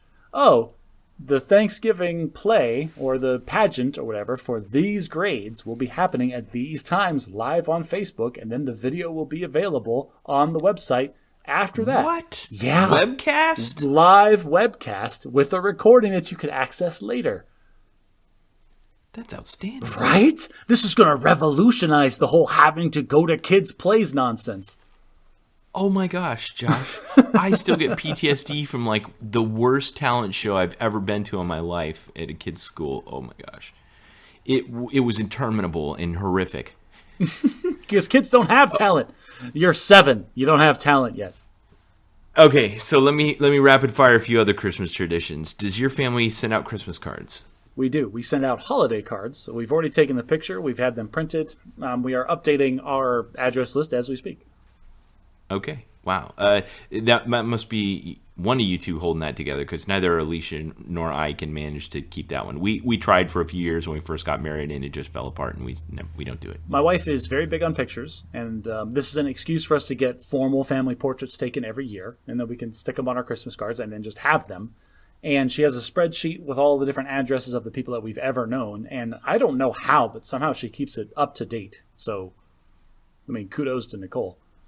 Yeah, that's great. Yeah, I mean, it's nice now that we carry around like cell phones with us, that we don't ever change the number when we move from place to place, so that you can kind of keep track of people that way. But people's physical addresses change all the time. Yeah, you got a text message from me on Thanksgiving Day. Hey, what's your new address? Hey, what's your address? It's funny. I just give it to you, and I'm not like, what was that all about? Oh, I should have realized it was a Christmas card list. Exactly.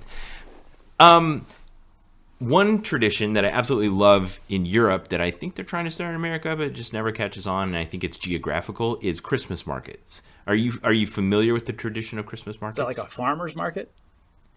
Kinda. It's more like a flea market.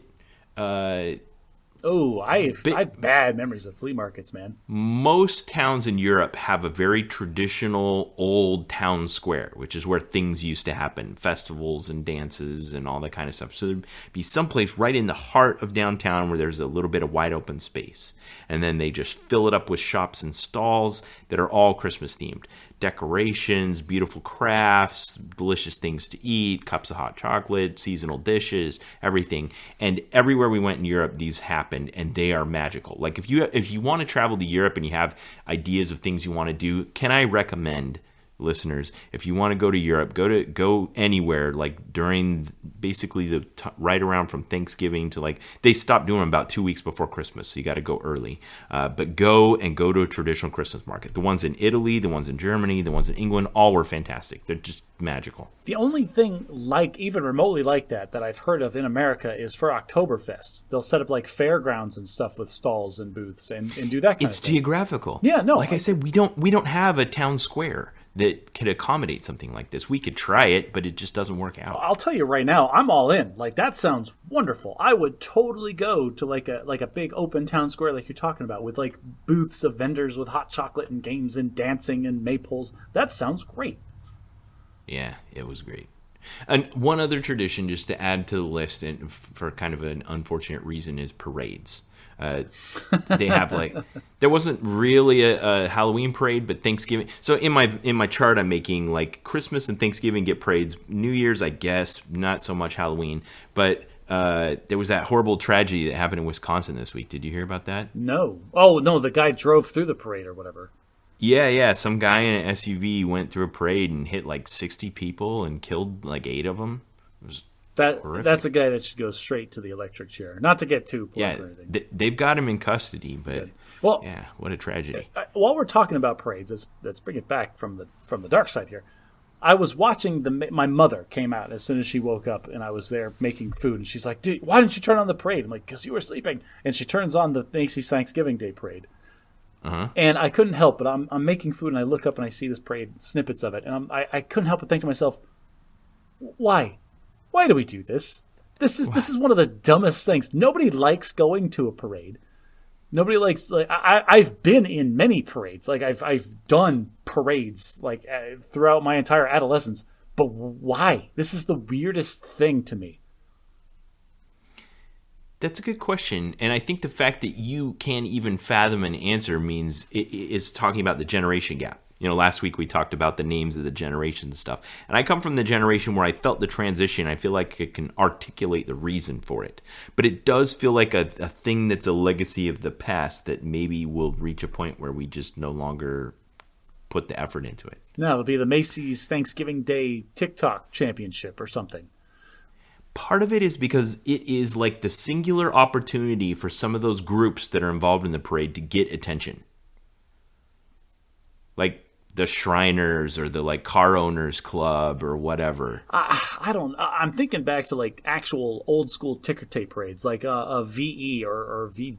Now that I get. Like I was in Tampa when they won the Super Bowl and they, went through Tampa and But that was a spontaneous, like an entire city like our entire state really, like all agreeing to have a party all at exactly the same time. That makes sense. Let's all gather and cheer for the victors. That warrants a parade. Winning World War II in Europe, I feel like that's a party across the entire country. Everybody just leaves their houses, starts partying in the streets. That makes sense. But like an organized, this is a fascinating topic. Like, okay, there's the spontaneous praise that happened because everybody wants to get together and be excited about something that happened, and then there's like the repetitive ones that we do on a schedule to observe an event. Did you watch any of the Macy's Thanksgiving Day Parade? No, Josh, I haven't watched broadcast television in years. Fair enough. Well, they have giant balloons of characters that haven't been popular in decades because it takes a lot of money to make one of these big balloons. They're not just going to throw it away because he's not popular anymore. So it's still like Garfield the cat and the Pink Panther? Yeah, and like Peanuts characters. Like Peanuts hasn't been topical for decades. Like they had a movie and everybody remembered Peanuts for a while, but then it was gone. Like why? What is all this for? Okay, what was the most topical one you could think of? Was there like Stewie from Family Guy or something? SpongeBob. The only one that I saw that I thought that could still maybe kind of relate to today was SpongeBob. But he's been going for 20 years. Right, exactly. So what are we doing here? Why? All right, listeners, if you want to speak up in favor of parades, you can, but the Bad at Magic podcast sees no use for them. I genuinely want somebody to make a good, strong case for parades to me. I really do. I've marched in parades as a Boy Scout. I've marched in parades as a band member. I've marched in parades as an ROTC gun twirler. I've done all of that, and I still don't think it's a good idea. I don't know. Maybe it's just because I'm old and I enjoyed it when I was young and I had my chance. I wanted my parents to be there and watch me. Yeah, when I was a kid, my parents used to make parade floats, and we'd be on the float and throw candy out at the people. We can't do that anymore. And then when I was in college, I was at the academy, and they would always have they'd want volunteers to make a cadet squadron to march through the parade. Yeah. And that was just a way to get off base for a day. As a kid, I was in favor of parades because it was the only other time than Halloween I could get free candy. Yeah, but you can't do candy anymore because all of the horrible things that people put into candy. Yeah, well, now to add to the list, you could have Mad Men in SUVs. Okay, so that's all the traditions. Christmas is really universal. Whatever the mission of Christianity was, to perpetuate itself throughout the world, aside from like a really, the predominantly Eastern religions or Muslim areas of the world, people at least understand and recognize it as going on. Unlike like American Thanksgiving or Halloween, which we established last time, was a bit less well observed. The word Christ Mass obviously comes from Catholic tradition of observing Mass on the day they picked as his birthday. So I don't know if you realize this, but me personally, I don't celebrate Christmas. I know, and you mentioned that you like to use the word X. And a fascinating, as in Xmas. Yeah, I always. Sorry, whenever I write it down, I always use Xmas. I'm so glad that you recognize that. All right, but you're gonna love this. X is the Greek letter chi, which in Greek means Christos. So Xmas is actually still Christmas. Oh, you rules lawyered me into celebrating Christmas. Damn you, Ben Rich. Now, I assume you're familiar with the messianic narrative of Luke 2 in the New Testament of the baby Jesus and the manger and the star and the angels and the shepherds and all that stuff. The traditional lore that surrounds the birth of Christ, yes. Do your kids, have they ever done like a dress up in costume and reenact the nativity kind of thing? Oh, no. No. Like conscientious objectors? No, well, first of all, we don't belong to any religious organization that would do such a thing in our local. And they don't do that at school? No. And boy howdy, if they tried to do that at school, would I have something to say to the administration? All right. Yeah, we talked about the date. That's not important. What foods are different for Christmas than Thanksgiving? What distinguishes them? That our main protein. It goes from turkey to beef Wellington. Okay, turkey to ham, that's one. What else? Desserts. Everything else is identical. No, it's not. It's exactly the same for me. Fruitcake is a Christmas thing, even though nobody likes it. In the UK, they would have mince pies and pudding, Christmas pudding. I will say there's Christmas cookies. I'm fascinated by the concept of a savory pie. I've always been a fan of savory things inside of. I'm not the crust, the pie crust. What is that called? killing me. Pastry. Flake pastry? Oh, yes, thank you. Flaky pastry. That sounds wonderful. And I know that's a very European thing. And I would like to incorporate more of that into my life. Yeah. In England, when they said pie, they usually meant something savory rather than sweet. Wonderful. Where we mean the opposite in the U.S. Because screw you, old country England. We're our own. We're moving out. And we're changing our name. We're going to be overweight to spite you. Yeah, exactly.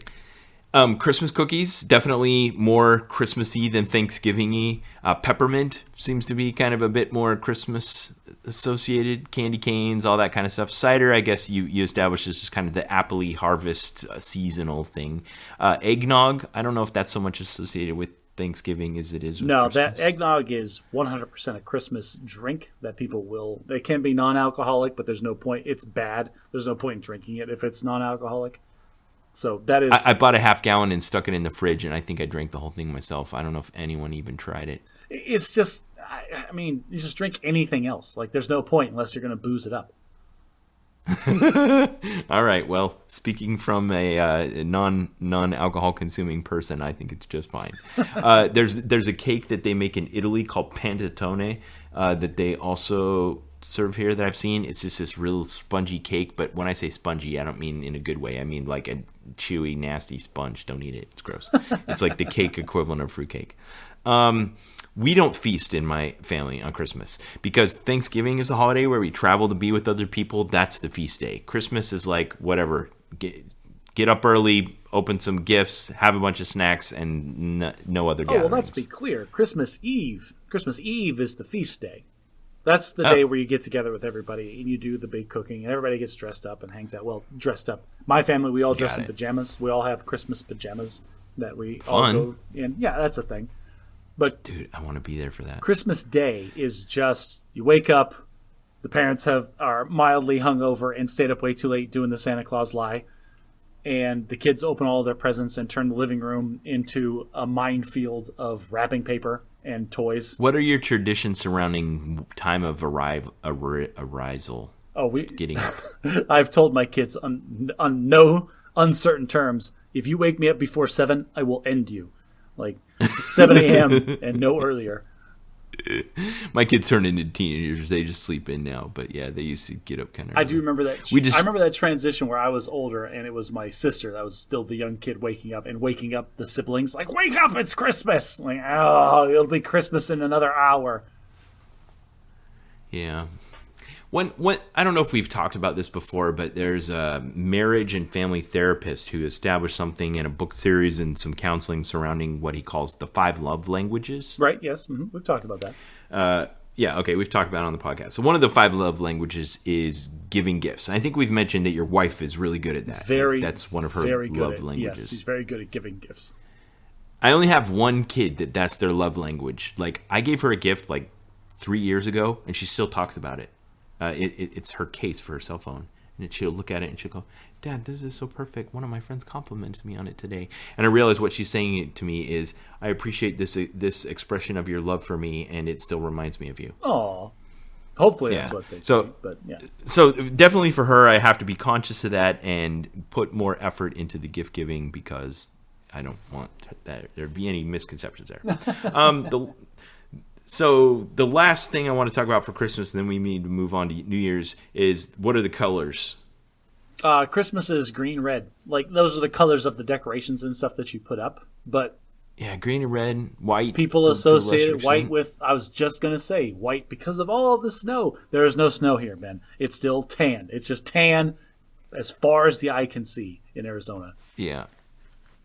Silver and gold, I guess, to a lesser extent. Bit. Only because of Yukon Cornelius, my favorite Christmas character from the original Rudolph the Red-Nosed Reindeer. It's like, oh, I'm up here mining silver and gold. Gold! Love that guy. Josh's favorite Christmas character. Yeah.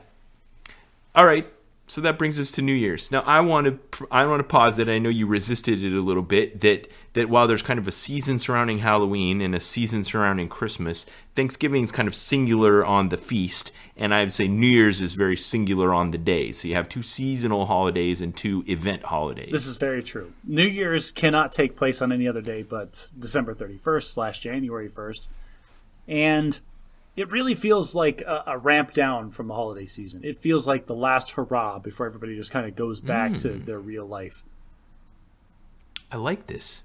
We're establishing this overarching theme of this 2-episode special on the holidays. So Halloween's when you start ramping up, and then New Year's is there to bring you back down and then go back to real life. Well, that's kind of where the New Year's resolutions come from. All right, these are the goals I'm going to set myself to be productive going forward, because we all know we haven't been productive at all the last 2 full calendar months.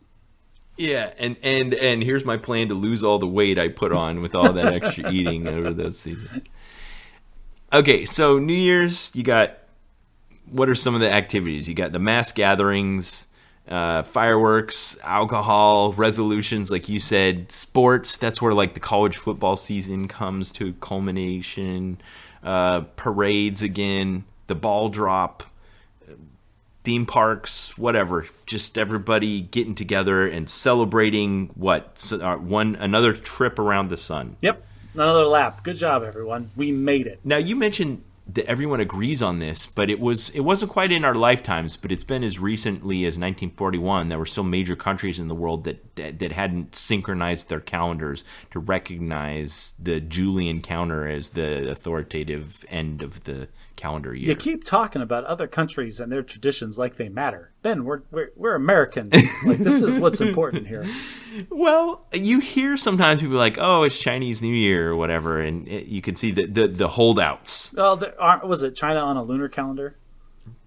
Yeah, they try to sync it up with the lunar calendar, but because the lunar, cycles like 28 days, and that does not divide evenly into 365 and a quarter, it's just problematic. Well, they're also communists, so we don't care what they do. Well, I don't know if that has anything to do with it, but they kind of go together like, hey, we're going to stick it out and do this the old way no matter what the rest of you guys are doing. Which is, honestly, China has a very rich and deep culture, like way richer and deeper than our culture of sticking it to the man, which in this case is Britain. Like, you can track Chinese culture back thousands and thousands of years, which is honestly very cool. We don't have that. All we have is our boozy holidays where we all get tanked and say we're going to do these things that we are actually probably not going to do. Yeah, there was a lot of controversy surrounding the adoption of the Gregorian calendar, the Julian calendar, and even at times in the past, the Julian calendar has celebrated New Year's on different days. Initially, it was March 1st, and then it was March 25th, and then it was Easter, and then it was September 21st, and then it was Christmas, and now it's December 31st, and that's where it's stuck. I'm torn because I have never heard a fact that was at once so fascinating and so boring at the same time. Like, part of me wants to dive into like all the different decisions of the different dates the New Year was, and the other part of me could not care any less. Yeah, that's kind of boring. Well, and there isn't just that. There's also the fact that, we have the numbers that have the Latin prefixes that correspond with, ordinal numbers, but then we stuck a couple of weird ones in the middle, and we go to 8, 9, and 10 for the 10th, 11th, and 12th months of the year. All that being said, talk to me about any family traditions you have related to New Year's. Not really. Not for New Year's. New Year's is one of those things where I have young kids, so they're not gonna stay up for it. I remember when I was a kid, growing up in the suburbs, where they would do fireworks at midnight in our town that we grew up in. And so we would all pile up to the roof of our little house that we were living in at the time. And I do have fond memories of like laying out a blanket and like being cold, but like having like hot cocoa and stuff to drink, like just being chilly, waiting for the fireworks to start at midnight or counting down. And then everybody's like banging pots and things. Though those were good memories. I think they still do fireworks in our town currently for New Year's. But the kids don't stay up late enough for that. So it's very much just a kind of an adult thing. And in recent years, especially with young children, it's just usually my wife and I watching TV until either midnight hits or we decide that we're too tired and we go to bed. You don't let your kids stay up till midnight on New Year's? Why? Like, what's the point?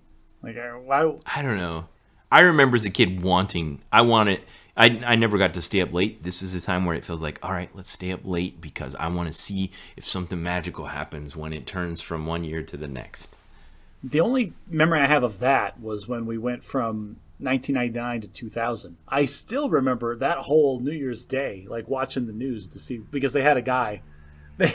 The stupidest thing, they had a guy and they sent him to like some island in the middle of the Pacific. Like, this is the first place on Earth where it's going to turn the year 2000. And everybody was worried about the Y2K bug. And I remember watching that on TV thinking, what happens if he counts down from 5, goes to 0, and then his broadcast goes to static? And then we watch the world shut down one time zone at a time as it comes towards us. Like, I was just thinking, what bedlam that would create. This is either a supreme vote of confidence that everything's going to be okay, or the worst journalistic decision ever.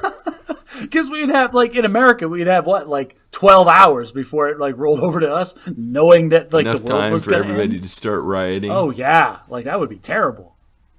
Wow. Yeah. So I have, over the past, turned New Year's into my time of adventures. And I've had some great New Year's adventures. So back when I just graduated from college, we moved to Las Vegas, and we were there in like the winter of 2002. And my wife and I got tickets to go see a concert. I think it was Sugar Ray at the House of Blues, and went down in Las Vegas and the fireworks there. And as if that could be topped, then we moved to Italy and we went to Rome for New Year's, and we were on our hotel rooftop, and all around us fireworks were going off in the city of Rome. And then as if that wasn't the pinnacle of it, then a couple years later we moved to England, and I saw on TV one year that everyone goes down in London to the banks of the River Thames across from Big Ben and the Eye of London, the giant Ferris wheel that's there over the river, and they shoot off fireworks. And then they said, next year we're ticketing it. So I got in the queue and I got tickets for it. My parents came to visit, and we took all the kids and went down and stood on the banks of the Thames and watched the fireworks for New Year's. And that was, I don't see how that will ever be topped. Those, maybe Times Square in New York, but those are some great adventures. I love doing that on New Year's. That sounds awesome. That's way better than what I think New Year's is. Like, I get this vague sense from pop culture that New Year's is this time of change, and this is the day where you're going to do all the things that you didn't have courage to do the remaining of the year. But at least for me, I never do it. You just kind of sit at home and maybe you have a New Year's party, but everybody leaves before midnight. I think of that scene from Forrest Gump where Lieutenant Dan is still not pulled his head out of his butt yet. And he's sitting in the bar and they're getting liquored up, and he's got a prostitute on his lap. And all the background noise kind of fades for a second, and it zooms in on her face, and she says, "It's a whole new year. Like, you can just be a whole different person." Almost like she's regretting all of her life choices that led her to that moment. Of course, that's what you would think. She's talking to Lieutenant Dan's character. Lieutenant Dan could be a whole different person. But that's such a seductive idea. And I like that it has this focal point on a single holiday. And I think that's why it's so persistent in people's minds. People want to believe in the idea of redemption, of change in their life, of being able to change who you are into something new. Yeah, I can get on board with that. That's probably where these resolutions are coming from. These are all the things that I wish I did last year. That's set a commitment. That's make a goal. And here's a clear-cut day. Why not make it New Year's? And let's just say that next year, from now on, I'm going to be the person that I've always aspired to be. Yeah. Now there's the cynical version of that. You know, all the people who regularly go to gym and go, oh, great, the gym's going to be crowded for the next 6 weeks until all of the New Year's resolution people fade out. As a person who used to go to the gym regularly for years at a time, yes, it was very annoying to have a New Year's rush of all these fatties coming in and taking up my equipment and not knowing how to use it. I understand that perspective. I also find it to be very inspiring. And I think of all those people, they're still better off than if they hadn't done anything at all. Maybe one or two of them stick. Maybe some of them just adopt a new habit or two that makes their life better. I am very much in favor of the idea of New Year's resolutions, and I fight people that are just cynical against the idea. Fight against it. Talk about why it shouldn't be a thing at all. To poo-poo people's ideas. I think if you want to believe in redemption, if you want to believe in change in your life, great. And if New Year's is the chance and the time you need to do it, I am all on board. I will support you. I will cheer for you. I think it's great. I agree all the way up to the whole point where it's New Year's only. Like, if you want to initiate positive change in your life, you can do that. Sure. If you want to quit smoking, what better time to start than now? Yeah, like it doesn't matter if it's a random Tuesday in April. Like just make the positive change in your life whenever you think you need it. You don't have to wait for New Year's. New Year's is just a day where basically people blow off work and drink too much. Okay. So we've talked about all four of what we call the holidays. You know, we've got the event ones and the seasonal ones and the kind of. We haven't really talked about how this influence works. Work. Do you want to talk about that for a second? Influences work? Everybody blows off work. Everybody knows nothing's getting done these holidays. It feels like the first week in January, the attitude of work is like, oh my gosh, we're late on everything. Hurry up. No, wait, I took the entire week off for Thanksgiving. I plan on taking the entire week between Christmas and New Year's off. Plan on taking a couple days before Christmas off. Like, it's just kind of like this one of those lies that everybody tells in society to keep society working. We all kind of just agree under the table that no one's really getting anything done around these days. Yeah, sometimes it's above the table. Like, well, we could schedule this meeting for the 18th of December because we always do it on the third Wednesday of the month or whatever, but that's not happening, so we're just going to cancel it. There's always a party pooper. This year, my wife had basically the whole week of Thanksgiving off, except she got an email from the state. There was some hearing that she had to go to, and her county organization that she works for has the day off as a holiday, but the state's like, no, this is not a state holiday. This is a work day, the day after Thanksgiving. And she had to go on her computer and log in and do full up work on the day after Thanksgiving for a couple of hours because the state decided, no, this is a work day. We're going to get stuff done. Okay. I'm sure they were very productive that day. Yeah, that's really stupid. Now, this week, my wife turned on the definitive film version of Charles Dickens' classic A Christmas Carol. Okay. You know which one that is, the right? old one. I mean, like, there's so many versions of A Christmas Carol. Absolutely not. It's the Muppets. Oh, the Muppet one. Okay, yes, of course. We talked about that last holiday time. That is the version. Yes, it is the definitive version. Not just. I don't just mean that in a tongue-in-cheek way. It is the best version of Charles Dickens' A Christmas Carol. But there's a scene, and you realize that this dilemma you're expressing isn't new. There's a scene where they're asking to leave a little bit early on the day on Christmas Eve, and Scrooge is having this debate with his employees on productivity in the holiday season, and he's talking about why it should still be a work day, and people think that they get time off just because of whatever nonsense is. Yeah. This is not a new dilemma. It's quite old. The pre-industrialized society has been struggling with this. I think it serves a purpose. I think we need a break. Just the same as in a day or in an hour, we need to give our minds and bodies and spirits a break. There's a seasonal need for that as well. And I think the holidays do that for us. And honestly, this is one of those things where all it is a societal contract. If everybody in the world agrees that we're not going to get any work done on these days, then guess what? Like, if everything stops moving, nobody gets ahead. Like, if we all take this break at the same time, it just works out. But if there's that one guy... Yeah, the one freaking Scrooge over here working his Muppets to death.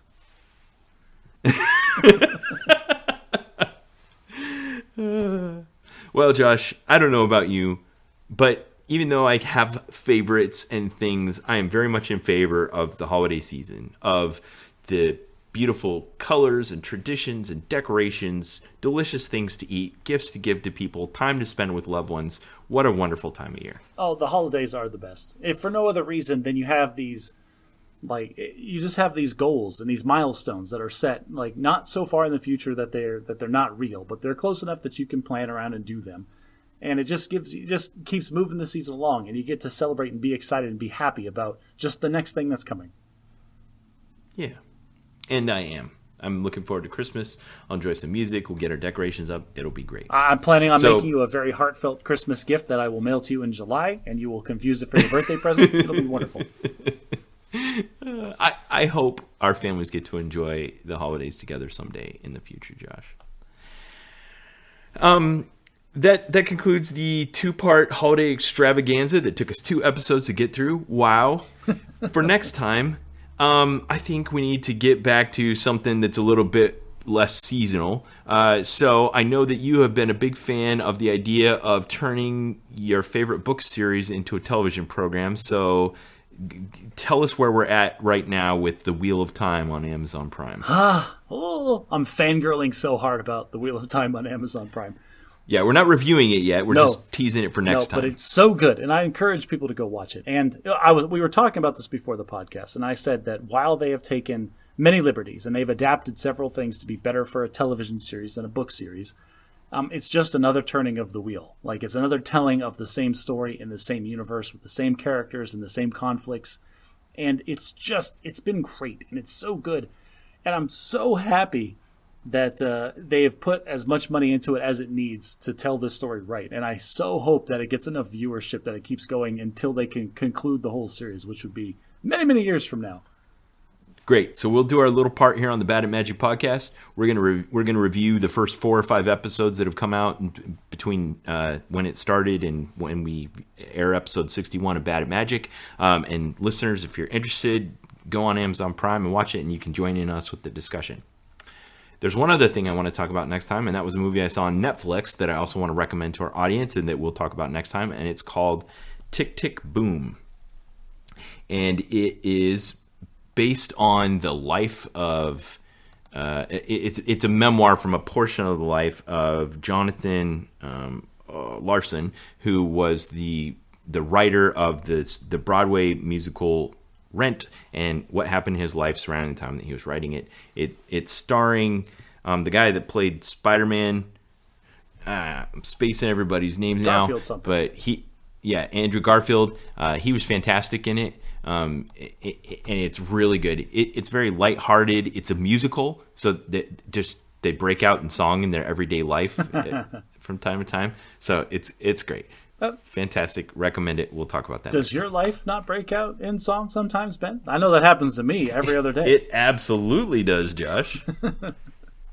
And if you are interested in telling us what songs break out in your life, you can go on our social media pages. If you go to our Facebook page, you can join in the discussion there, see the photos I post with every episode, or you can go on our subreddit and join in honestly in the discussion and voice your opinions, as a lot of our listeners have been doing lately.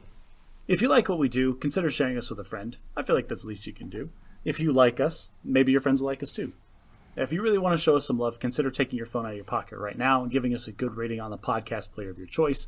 It is unbelievable the visibility we get on stuff like that.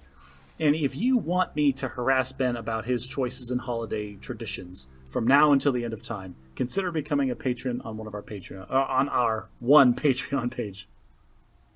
And happy holidays to you from the Bad at Magic podcast, and until next time, try to be a little less bad at magic.